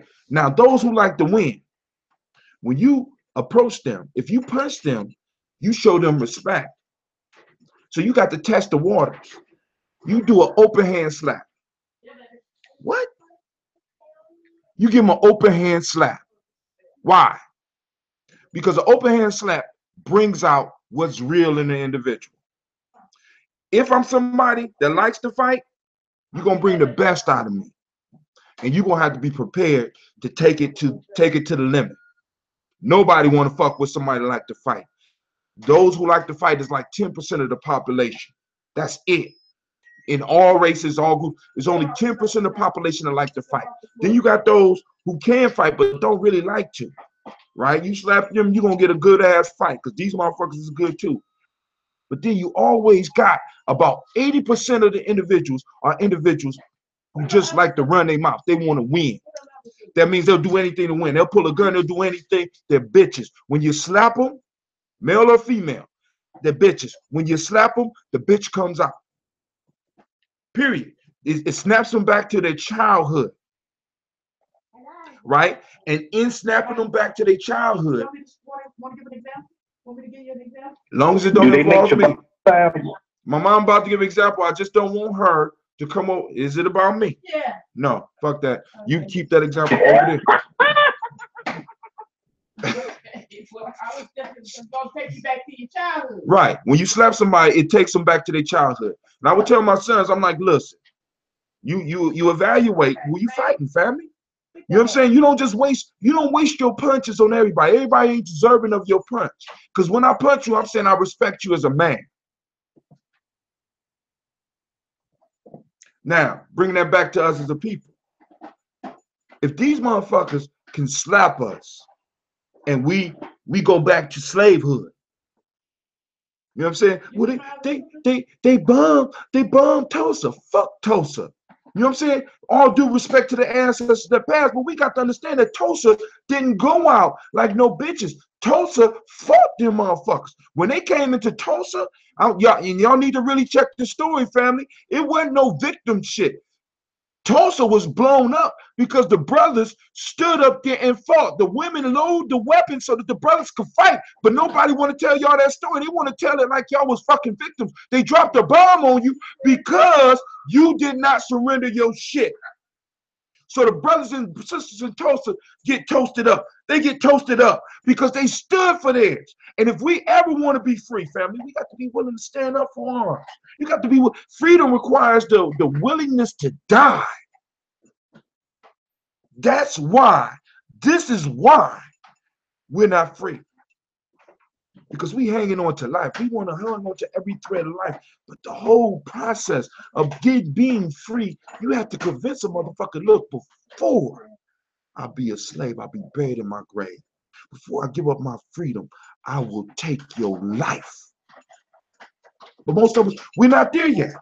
You know what I'm saying? We want to be politically correct. We want to be transparent. We want everybody, you know what I'm saying? No. Let America roll up into North Korea. Let America approach South Korea disrespectfully.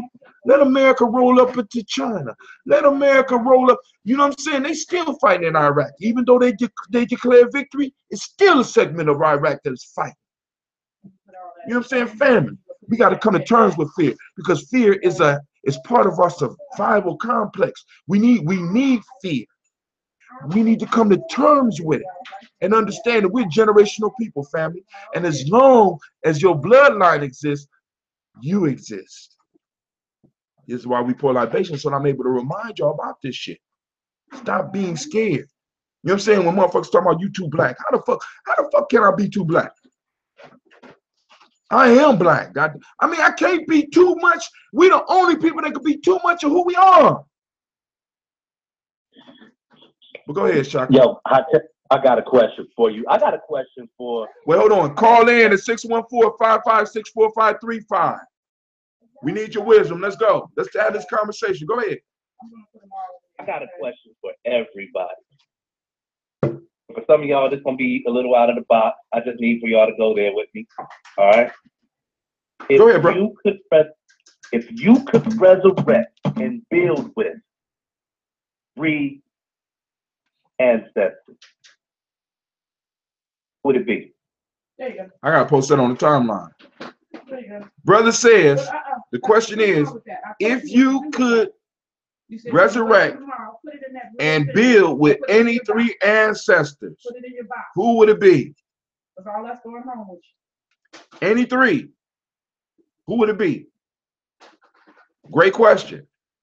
I'm waiting for some people to come on the timeline. I read it to you unless you're online, Shaka. If you're online, type that shit because that's a long ass question, brother. Type that in. Anybody out there? Type it in. I'm gonna pin it up to the top. 614-556-4535. If you could build with any three ancestors, brother Kwame says Ptahotep, Imhotep, and Ka. Right? So you got your first answer. We wait for some more answers. Myself. Ruthie Willis says Malcolm, Garvey, and my father. Girl, see, she hit. Thank you. She been listening. She put in her ancestor, her personal ancestor. She said Malcolm, Garvey, and my father. Come on, y'all. We waiting for the answers. If you could resurrect and build with any three ancestors, who would it be? Because you know Chaka got a long story about why he came up with this. This is an excellent question. Any three, who would it be? All right, Shaka, see if you could resurrect and build with three ancestors, who would it be? I'm gonna thumbs up that and I'm gonna pin that up. That's whoa. What happened? Shaka, you still there? Oh, yeah, I'm here. Oh shit. Check the thing. I gotta come back in. Because I'm gonna push the wrong goddamn thing. Oh my God. I hope I ain't put you on the watch list. Oh shit. No, you laughing. That shit ain't funny. It don't seem possible now. What happened? All right, there you go. If you could, all right, see more. Who would it be? All right. Why I can't put nothing in there? Because I pushed the wrong button when you was in. I pushed the wrong button trying to put in your shit up. So, but I got up there. I have to get you off my watch list somehow. Anybody out there know how to get a brother off the watch list? I pushed the wrong button. Ruthie Willis says strategic financial willingness to get it done. All right, I gotta correct that. I want to figure.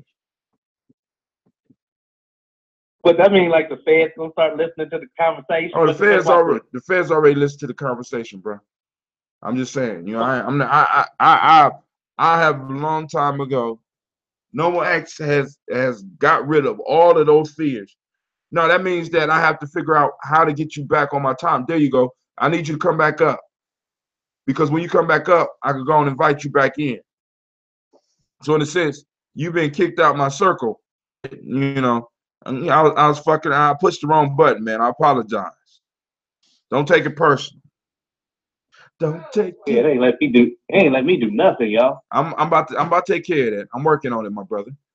All right. If you could resurrect and build with any three ancestors, no permission to access this profile, return home. Damn. Even pushed. That's what I get for being in a goddamn rush. All right, Shaka, my mom put me on a cussing diet. What kind of shit is that? You know what I'm saying? What? I gotta go back to my house. Cussing restriction. A no cussing fly zone. Shekel McTen says Shaka Zulu, Harriet Tubman, and Nat Turner. Ooh. All right.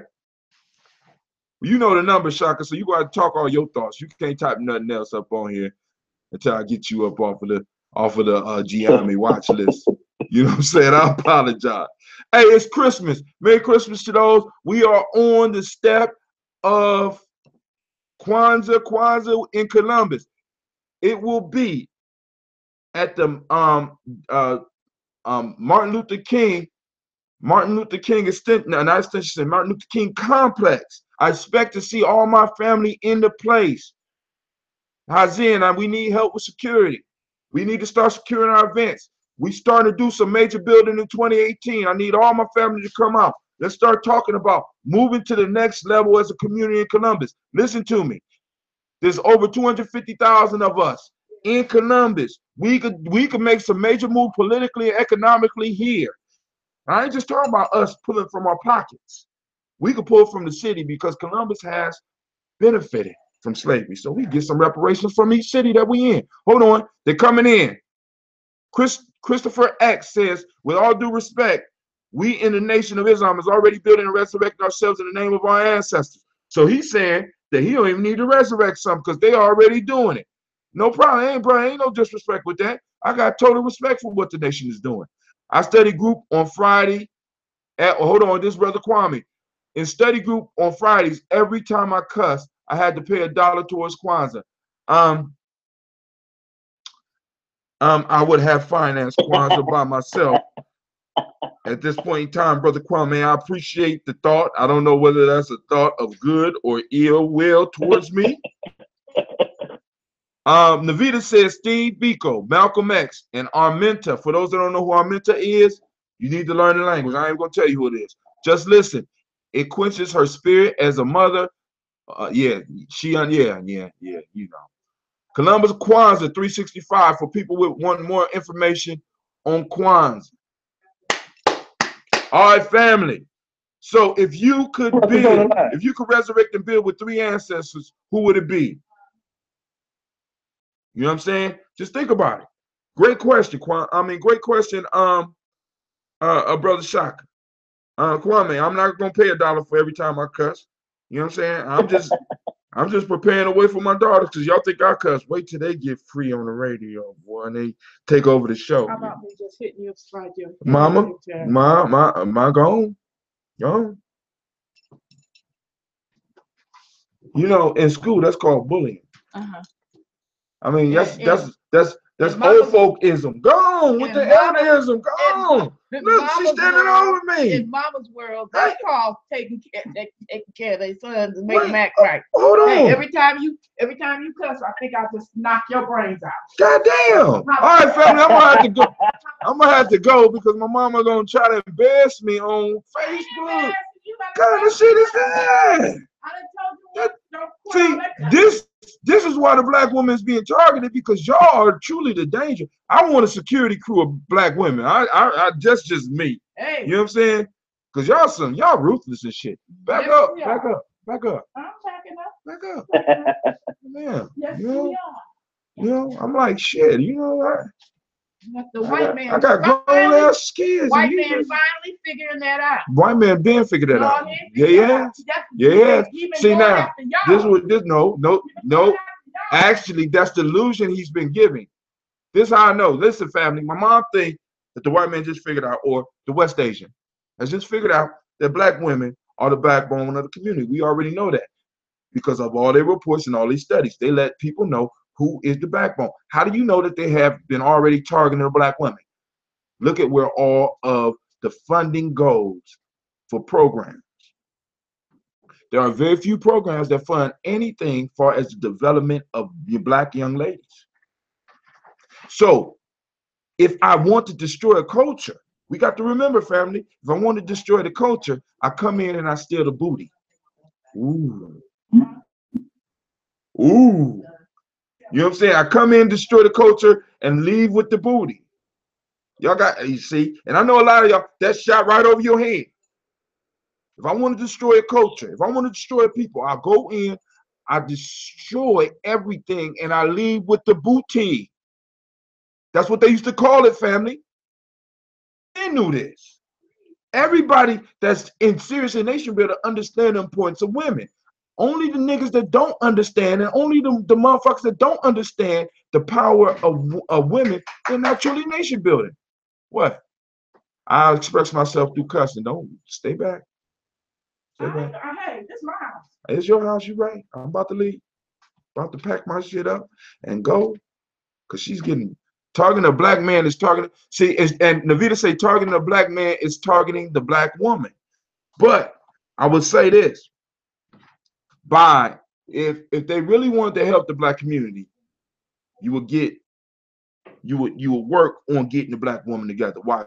Because she's the first nurturer, she's the first teacher, she's the first way through which we come. So when you correct the gateway, you correct the path on which children walk.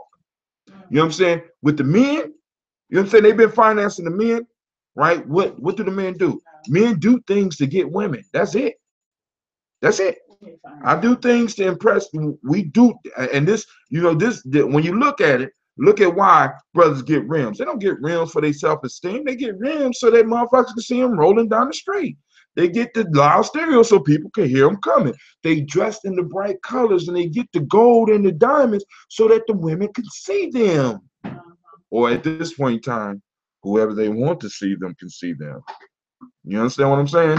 So if you want to destroy a community, you lift up the man, you get rid of the woman.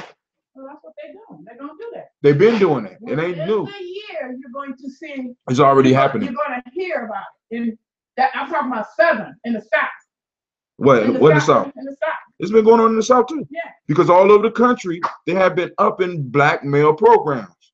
They're after the black men, but they have never been after us. Yeah. Never. Because if I take care of the womb, I don't never have to worry about you. Okay. If they destroy the womb, if they destroy the womb and destroy the fruit that's in the womb because, like, for example, our ancestors and the Dogon people, the Dogon, there's certain words that they wouldn't even say around women when they were pregnant because they believed that the sound vibration would go down and get trapped in the womb and infect the child. Think about that, family. Think about that. Right? How many children do we have around us that have been exposed to craziness? Brother Christopher X says the Honorable Elijah Muhammad taught only 25% to males and 75% to women because women represent civilization. See, but now let's look at how the financing go for when supposedly they're trying to help the community. They put in 75% black men, 25% black women, if even 25%. Because when I was working back at Afro Central Personal Development Shop, right, years ago, when we was getting funds, all the funds were based on black males, none for the females. So I had to sneak in the young ladies into the program so that we could get so that we could make sure they was getting services, family. We got to stop that. Brother Kwame said the black woman, I say. I mean, because really, if we want to save our community, we need more warriors and all that. I'm telling you right now, all we got to do is change what black women are looking for. When you change what black women are looking for, men will transform overnight. As long as women are accepting brothers doing the mumble rap that I told y'all, and I got the secret to mumble rap, get drunk. Long as women accepting niggas like that, long as women accepting niggas that's selling dope, long as niggas accepting women, and they without any revolutionary thought, without any conscious thought, as long as they accepting them, brothers gonna do that. As soon as women stand up and be like, yo, hey, and I ain't putting this all on women, because some of us are gonna have to change first. But as soon as we start getting women that start looking and be like, look, dog, you can't even holler at me with all that. You know what I'm saying? You ain't even holler. You know what I'm saying? Our community needs security. Where are you at? You know what I'm saying? You know what I'm saying? Did you hear about the abuse that's going on with black women and black girls? Where are you at with that? You know what I'm saying? Oh, Kwame want to hear example of mumble rap. Dude. You got to be drunk to understand what the fuck I'm saying. That shit. I mean, you know what I'm saying? But hey, I'm not gonna put it down. You know what I'm saying? I had to listen to it. Listen to that now, because at one point in time, my music was the young people music. You know what I'm saying? So, but I gotta say though, man, I don't think music has been this monosyllabic. I don't know, man. I mean, they said the same thing about blues. They said the same thing about jazz. Back in the day, we had pistol grip funk. That was, we knew exactly what he was saying. I mean, what was the equivalent to mumble rap back then?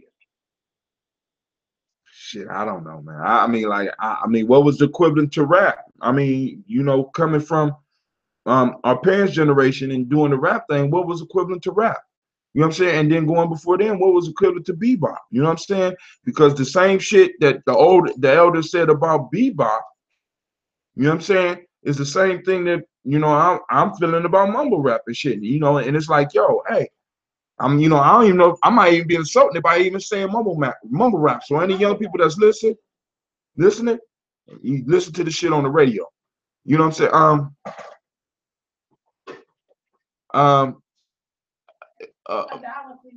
Huh?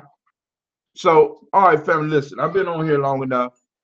I appreciate all the love that I got, all the comments and all that shit, you know. But you know, and if I'm never on the show again, y'all know what it is. This is how it happens. I'm gonna fix that, man. I'm gonna fix that. I'm gonna invite you in again, man. Wait, as a matter of fact, maybe I can fix that right now before we get off. I'm saying, see you at Quan's tomorrow, big bro. We need a master musician who can juxtapose African rhythms with what we hear today. Right. I mean, actually, we got that. We got Elder Tony and we got Allende. Let me see if Shaka even show up on my list. I'm sorry, Shaka. I'm gonna invite you in right now, brother. Damn. Okay, there you go. Invite. I invited you back in. Facebook is treating me like a cavity creep. Y'all remember the cavity creep? Damn. Y'all remember the cavity creeps? Oh man. But yo, family, I want to thank everybody for tuning in. I need to remind y'all that you are now listening to Gye-Nyame Journey Radio. I'm your host. I'm Brother Hot Tim. I want to thank everybody that stopped in, especially people that call in. Sister Navita that called in. Brother Shaka. I want to send shouts out to, of course, Brother Kwame, Brother Shekel Mac 10. Let's say shouts out to Christopher X. Thomas. Shouts out to Sean King, also known as Hazen. Let's send out Skylar Weston. Let's send out shouts to Eunice Hall. Let's send out shouts to Ruthie Willis. Let's send out shouts to, okay, that's all. Let's start. All right, cool.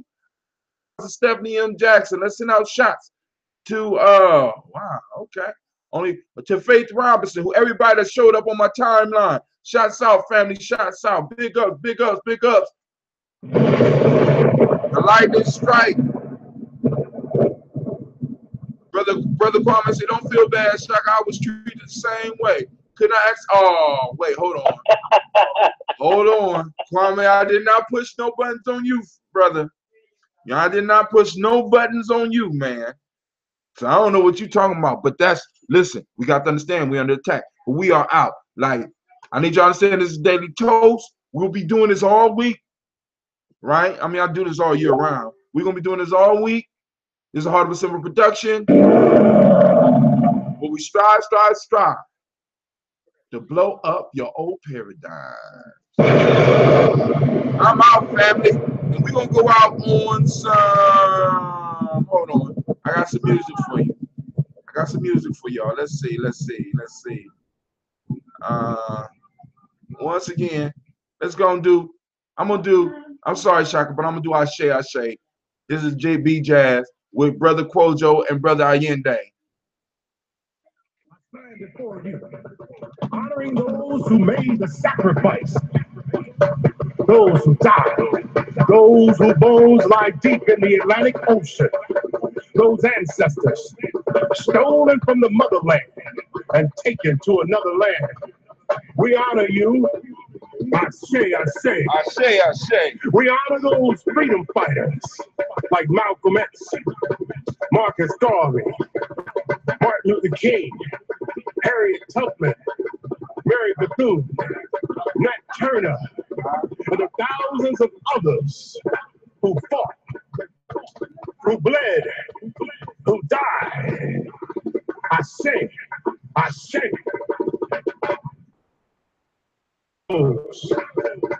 The unknown warriors, whose names we don't know, Name of the album, who bled and died B-Jazz. for freedom. This is Kwojo Ababio, my brother. This is my brother on the drums, Allende. Straight Midwest. God damn it, let's get it. Stand up. See you at Kwanzaa. Who will continue the legacy of sacrifice, who will fight in honor of those who fought the fight. I say, we call out to those, join the fight. Join the fight and continue to honor those who fought, who bled, who died, and who died. I say. Lift your cups up, lift your clubs up. Well, you're supposed to still have got get up. We pour libations and honor those who fought the fight. I get up, stand up, get up, stand up, stay in the fight. Fight with all your might. Take the time to honor those who fought the fight. I say. I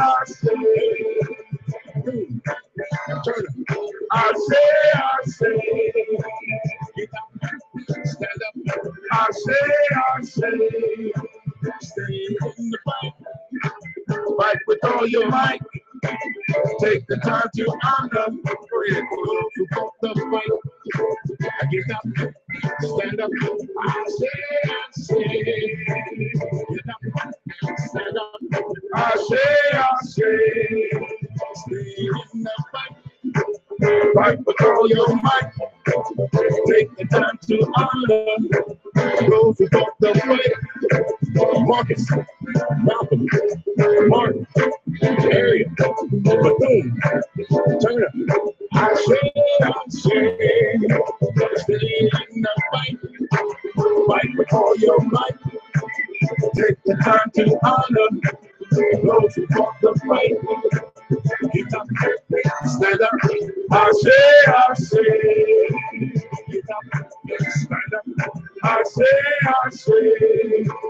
Take the time to honor those who fought the fight.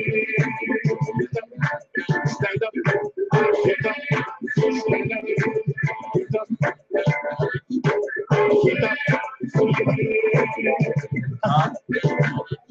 I say. Brother, fight. That's all your might. Take the time to honor those who fought the fight. Marcus, now you're down the gun. Martin, Harriet, Bethune, Turner.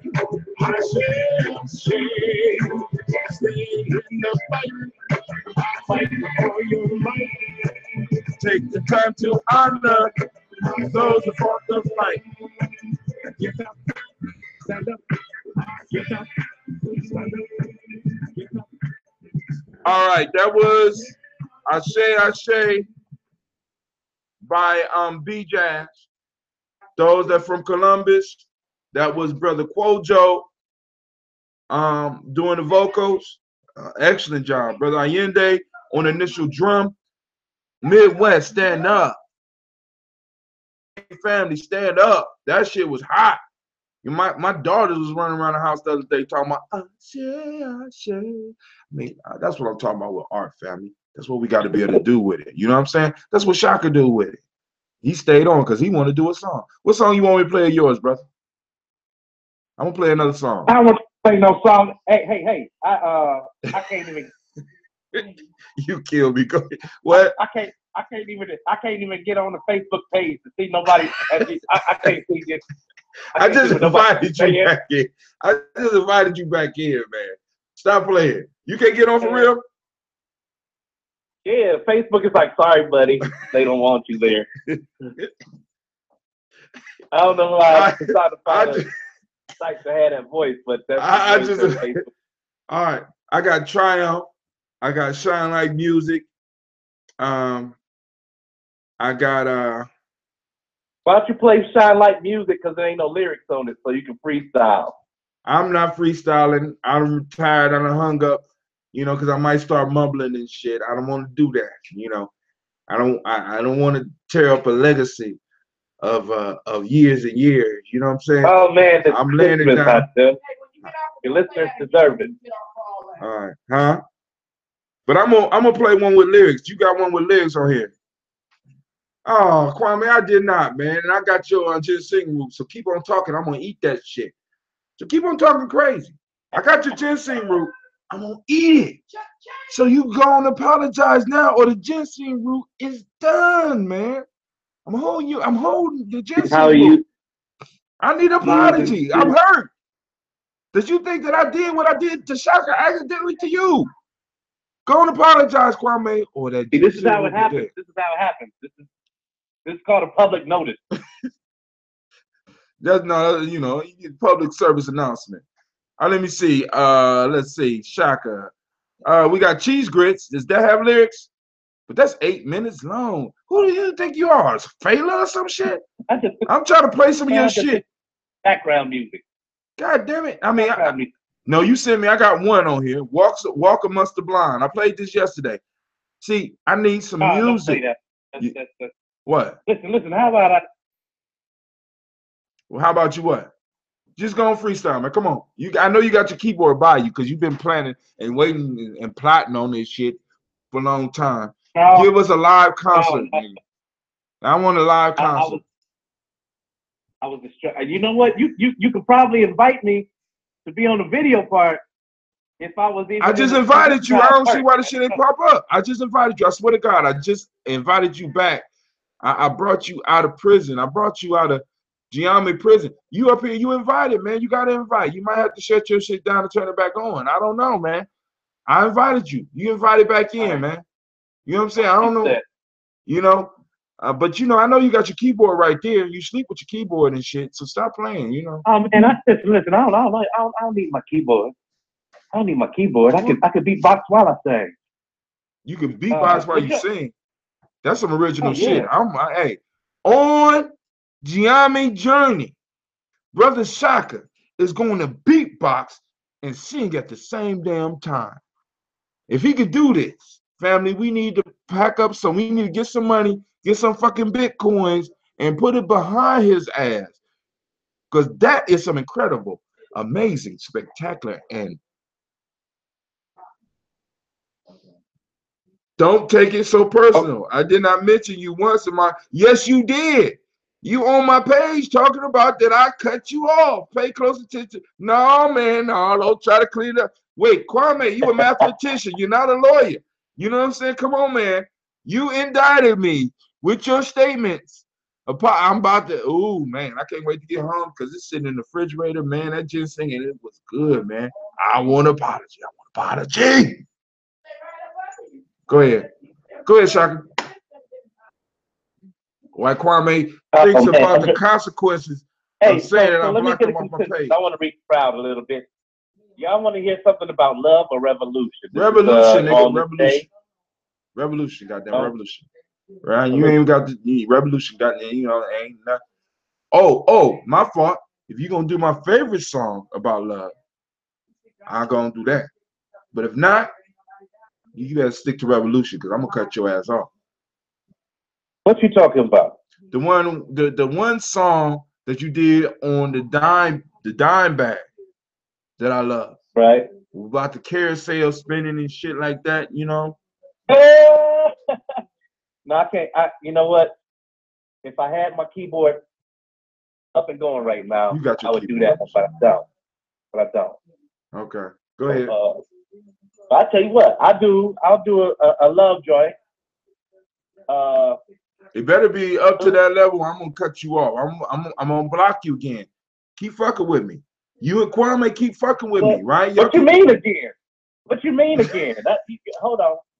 Yeah, Facebook's still talking shit. It's like, sorry, buddy, your reservation's just not here. I mean, it was an accident. I keep on trying to listen. It was an accident. But hey, whatever you did was diabolical. It wasn't. Diabolical is on purpose. Diabolical is on purpose. That was accidental.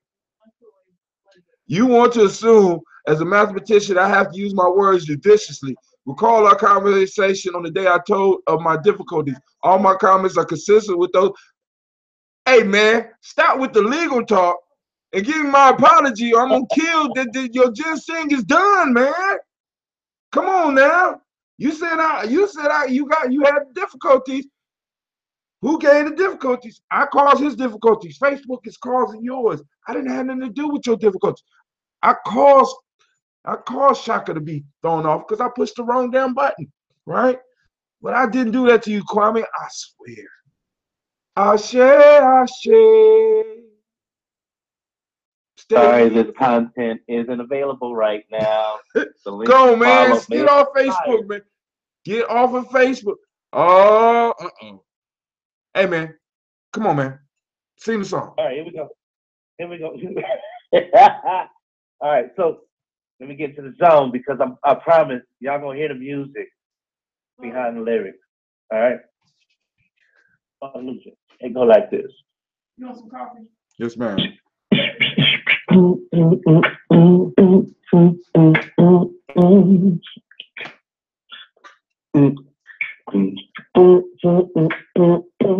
I know she's real, my illusion. Yeah. I know she's real, my illusion. Whoa. I know she's real.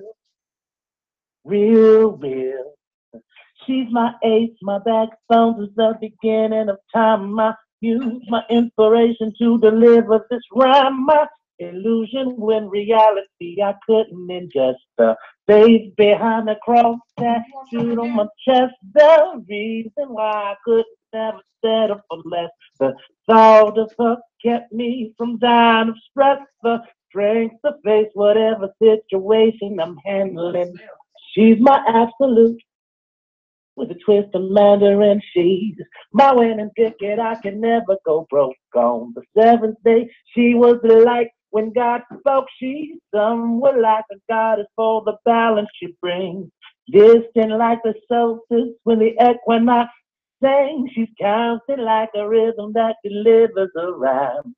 From the snare to the kick, she's like a moment in time. I know she's real, my illusion, yeah. I know she's real, my illusion, whoa. I know she's real.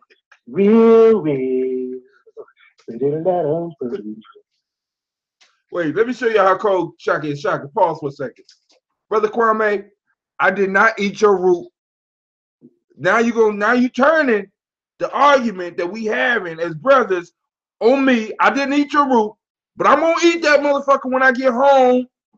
I better get an apology. I didn't eat your root. I see you. See, now you're accusing me. Hold on, now this is how cold Shaka is. Shaka gonna get right back on beat. I used the passive voice. I wrote, thus you could not have been directed to you. I have eaten my, if you have eaten my root, then don't make up an excuse to do so. If you still have it, then get me my root and stop playing. Look, man, I got your root. Your root is in my refrigerator. Brother, I'm going to eat that root. Brother Shaka, you got a beautiful voice, and mine is real too. I slept with her. Oh, my God. Listen, man. He slept with his illusion. His wife. Yeah. Now you trying to change the subject, Brother Kwame. Brother Kwame, I'm right here, man. I didn't eat your root. Your root is sitting in the refrigerator, and I'm going to eat that motherfucker when I get home because you said I cut you off on Facebook. Now, I don't know. All right, I'm going to stop. Go ahead, Shaka. Don't be trying. I see you playing them.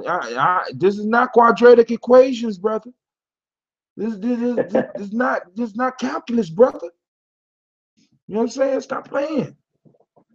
Twisting. Then you think you a Jedi or something. You see how he tried to do the mind trick on me? If you ate the root, then go and admit you ate the root. You ate the root. I didn't eat the root. The root is in the refrigerator at the house. I'm gonna eat it when I get home because you treating me bad. Go ahead. I know she's real. You know what, man? I remember performing that song in Columbus. I think it was at the Harvest Joint. I'm like, at the end of the performance, we had a conversation. I'm like, yo, you know, I don't know if this song is doing what it's supposed to do. Oh, it does what it's supposed to do, No. man. I mean, listen, as an artist, right? Stop your ancestor driven, man. Oh shit, we got somebody from Greece. What's up, Nikki? All right, listen, Shaka, listen, you got an opportunity to introduce your art to somebody in Greece. And if you go to Greece, I better get a goddamn ticket. Gone. I know she's real. Go ahead. My illusion. Hey, let me introduce this then, right? Because once Here again, you go. that song. Here you go. You're killing it. You're killing it. You're killing it. Sing the goddamn song. Oh, Peter. All right, here's. Wait, time out. You just ruined it. Mr. Kwame. Once again, my brother in arms has said, I am directing you to find. Wait, hold on. Well, I am directing you to find where I have mentioned you and cutting me off. One of our 4 arguments is not to assume what I am speaking right about. If you have a question, then damn it, ask. All right, Kwame, did you accuse me of cutting you off of, let me hold on. Now, family, this is a lesson for all of us. Elder, Casey talks about the emotions, mad, sad, or scared. I'm sad. What have I lost? That's the question. What have I lost? I lost the trust of my brother. So I'm kind of sad. But not being able to diagnose my sadness, I'm approaching it in anger, and I'm approaching my brother in anger and shit, right? So Kwame is forcing me to have to ask my question. What am I? Am I mad, sad, or scared? I'm not mad at Kwame because he didn't violate me in any way. I'm not scared, you know what I'm saying, because he hasn't done anything to endanger my survival. But I'm sad because I think I might have lost the trust of my brother. So I have to diagnose myself as being sad, and I have to ask the question, what have I lost? You understand what I'm saying? So now, what have I lost? I might have lost the trust of my brother. So rather than me dealing with and asking him the question, Brother Kwame has directed me back to remind me to ask the question so I could be emotionally clear, so I could use the GPS of my emotions to move to where I need to be. So Kwame, you are right. I do not remember you directly stating me in any of that. I still might eat your stuff, but it's out of, right? It's out of sad, right? Because of loss. But because you have restored I can't even write no more. You said what? But see, because look at it. I am directing you to find where I have mentioned you and cutting me off. One of the 4 agreements is not to assume what I am speaking right about. If you have any questions, then damn it, ask. Kwame, did you think that I cut you off of Facebook? And Kwame will calmly ask. And once he asks, then there's no more questions, and then his ginseng root is safe, and our relationship is reestablished. And guess what? Kwame has saved and showed and demonstrated in front of thousands of people, possibly, how this shit works. But yo, all right, hold on. Nick Calderon, Couch Man, you the couch. Where's the couch on Christmas? I don't know what that means. No, I have excused you implicit in my question was you, but I was referring to Facebook. Okay, see, he cleared it up.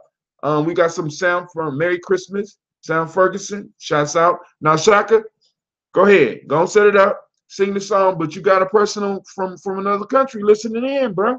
We had 35 people and it's building up. So go and do your song so I can get you some dates, and you know, you can let me wet my beak just a little bit. You know that I like that the mafia shit, right? Well, you know what, Hatem, I feel like this. If we can't be Facebook friends, because I'm not gonna, no, because I'm feeling some kind of way. It's on Christmas. Man, that was an accident, man. See, we on your show, so you can say something You can say something slick and sound like Don Cully. We've liberated Shaka Hansberry. Man, come on. I'm looking at it from this end. I can't even get in the group no more. Man, you in the group, man. I just invited you back. You just got to shut your shit down and start over. See, I accidentally I pushed the wrong button, brother. I apologize. I mean, I can't do no more. I can't do no more. All right, I'm just letting the world know. If I'm not on the show next time y'all go, all right, because I ain't even get no notification like how Tim is on. You don't even come up to my feed no more. Well, hold on. That's what Kwame was saying. Now I'm about to have that argument with you. I ain't did that shit no purpose. Listen, we already know that black media is under attack. Why y'all getting mad at me? Do you see how they divide us? Divide and conquer. God damn it, that's what it is. But now, but hold on. You being all, but hold on, being you, this right here, right now, what's going on right now, that's strictly my fault. Because I pushed the wrong button. Because, oh, listen, on this thing, on my phone, I pushed the thing, and then I was going to try to post and pin up your statement. But what happened is I pushed one of the buttons. I got to figure out what button I pushed. And I ain't figured out what button I pushed. I think you probably recorded. See, Kwame, see, this is what started the last shit. Right here. Kwame said, why you excommunicating brother? I'm not, that shit was accidental. That never happened before. Never ever. So I might have to, it's on Christmas Day, so I might blame the Lord. I'm going to blame the Lord. It's the Lord. I had nothing to, my finger pushed the button. I was excited because he asked an excellent question. Come on, Shaka, sing the goddamn song. I need some people to roll with me. Oh, God. I got 21 questions to ask you. All right? This lifetime, can we beat this down? All right? Can we beat this? Let me get out of that voice. Here you go. This piece is called Legendary. Uh-oh, he has switch songs on us and shit. Legendary. Dude, man, because you got to understand, in all my relations, I know that there's greatness. In all my relations, there's greatness, there's potential for greatness. In all of them. Shaka, it's your time, man. It's your turn. I say like this. I say, would you shine for me? Keep my people on the grind for me. Teach my daughter how a mind should be. The time could be in a twinkle of an eye for me. If I was lost, would you be the first finding me? Take the wheel like Bonnie and Clyde for me. Keep the black Phoenix flying for me. If you feel it, press 9 for me. 9, 9, 9. 9, 9. Would you tell the brutal truth that align to me in time? You see, ain't too many guys like me. Could you love what the others despise in me? Rock that to symbolize my dynasty. Could you only have eyes for me? Over time, contour to the size of me. Consciously making hits constantly. Would you be front row singing lines with me? Break my lyrics down so the young minds could see the elevated soul inside of me. Life or death, would you be there in time for me? Or even travel in time for me?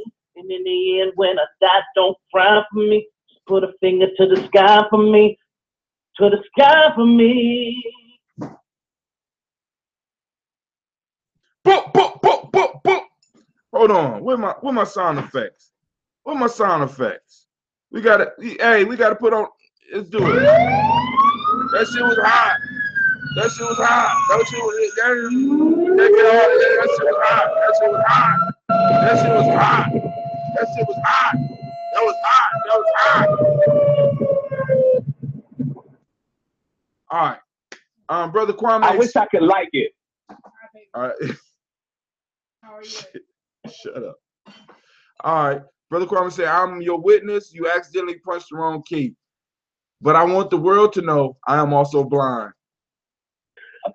Kwame, now I'm gonna see you at Kwan, right? I'm gonna creep up on your ass, right? And I'm gonna be eating some ginseng because you just want to be funny.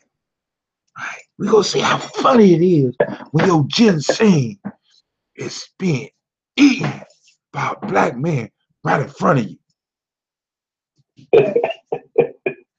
How you doing, Trevor? Shouts out to Candace. I mean, I've been trying to get off for about an hour now and shit, you know. But hey, family, I really enjoy the fact that y'all are still coming out. Realize we do the Daily Toast every day at 5:15, at least 5 days a week. Umoja, through Nia, we do it. And we're going to do it this week, 5:15.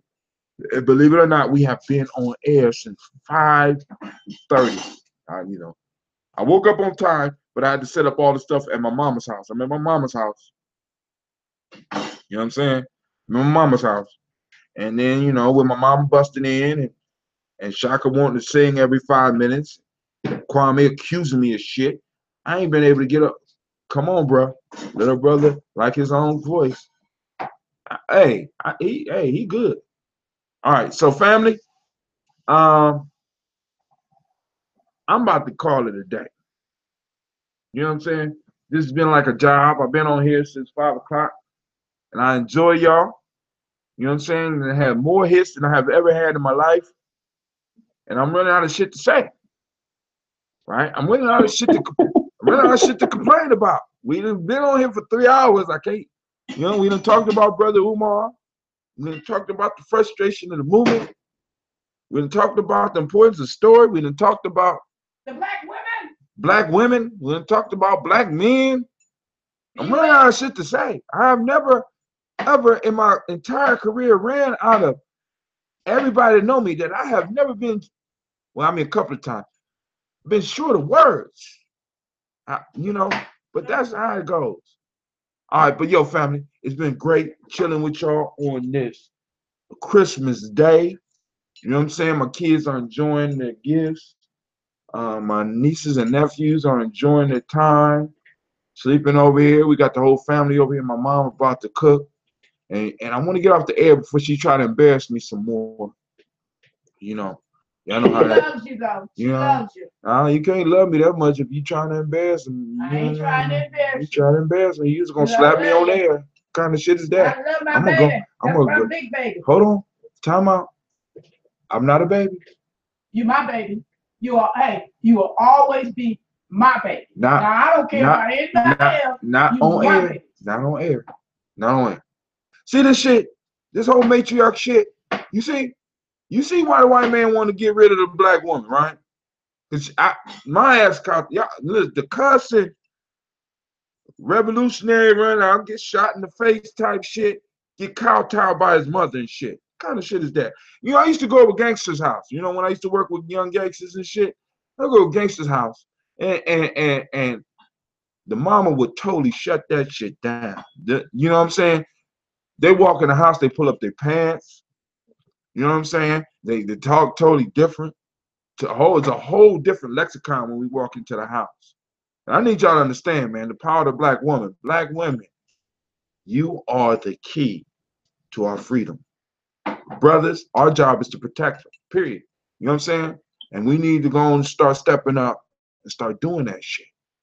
You know what I'm saying? This is why I'm saying tribe up, family, because we come into a time, because in a minute, shows like this may not even be able to be aired over Facebook because it might not be in your plan. Net neutrality, right? They cut some shit off. It's some shit that we don't really understand. You know what I'm saying? And then we got a lot of shit going on, family. So, hey, this brother Hatim saying, listen, I will see you tomorrow at 5:15 a.m. Right? My fault. Yeah, I'll see you at 5:15 a.m. And then I got to find out where Elder Tony, we're going to do this first lighting ceremony at. And see if I can be a part of that and we can stream that. But then also, remember, I will see you tomorrow night at 6 o'clock at the Martin Luther King Center. The host for tomorrow night will be Brother Quojo and Sister Earth. So if y'all request Ashe live, he might do it. Because he got a pretty good singing voice, so he'll be able to do that shit live right there at the celebration. So come on out. Support the Kwanzaa. Let's build, family. This is the time for building. We in 2018. It's time for us to move to another level. And for those of you that want to take the Nguzo Saba challenge, I talked about way at the beginning. You got to go to the beginning of the video. You know what I'm saying? Feel free to sign up for the Nguzo Saba challenge. It's free. If you want to donate something, you can. But go on, get on the Nguzo Saba challenge for the next 21 days. Get up and toast with me. Get up and drink your water with me. Get up. I'm gonna be your support system. I am out. This is Brother Hatim. You are now listening to Gye-Nyame Journey. This is Daily Toast. It's the Heart of a Simple production. We strive to blow up your old paradigms, and for real, I'm gone this time. Peace out, Shaka. Peace. Peace out, world. We gone.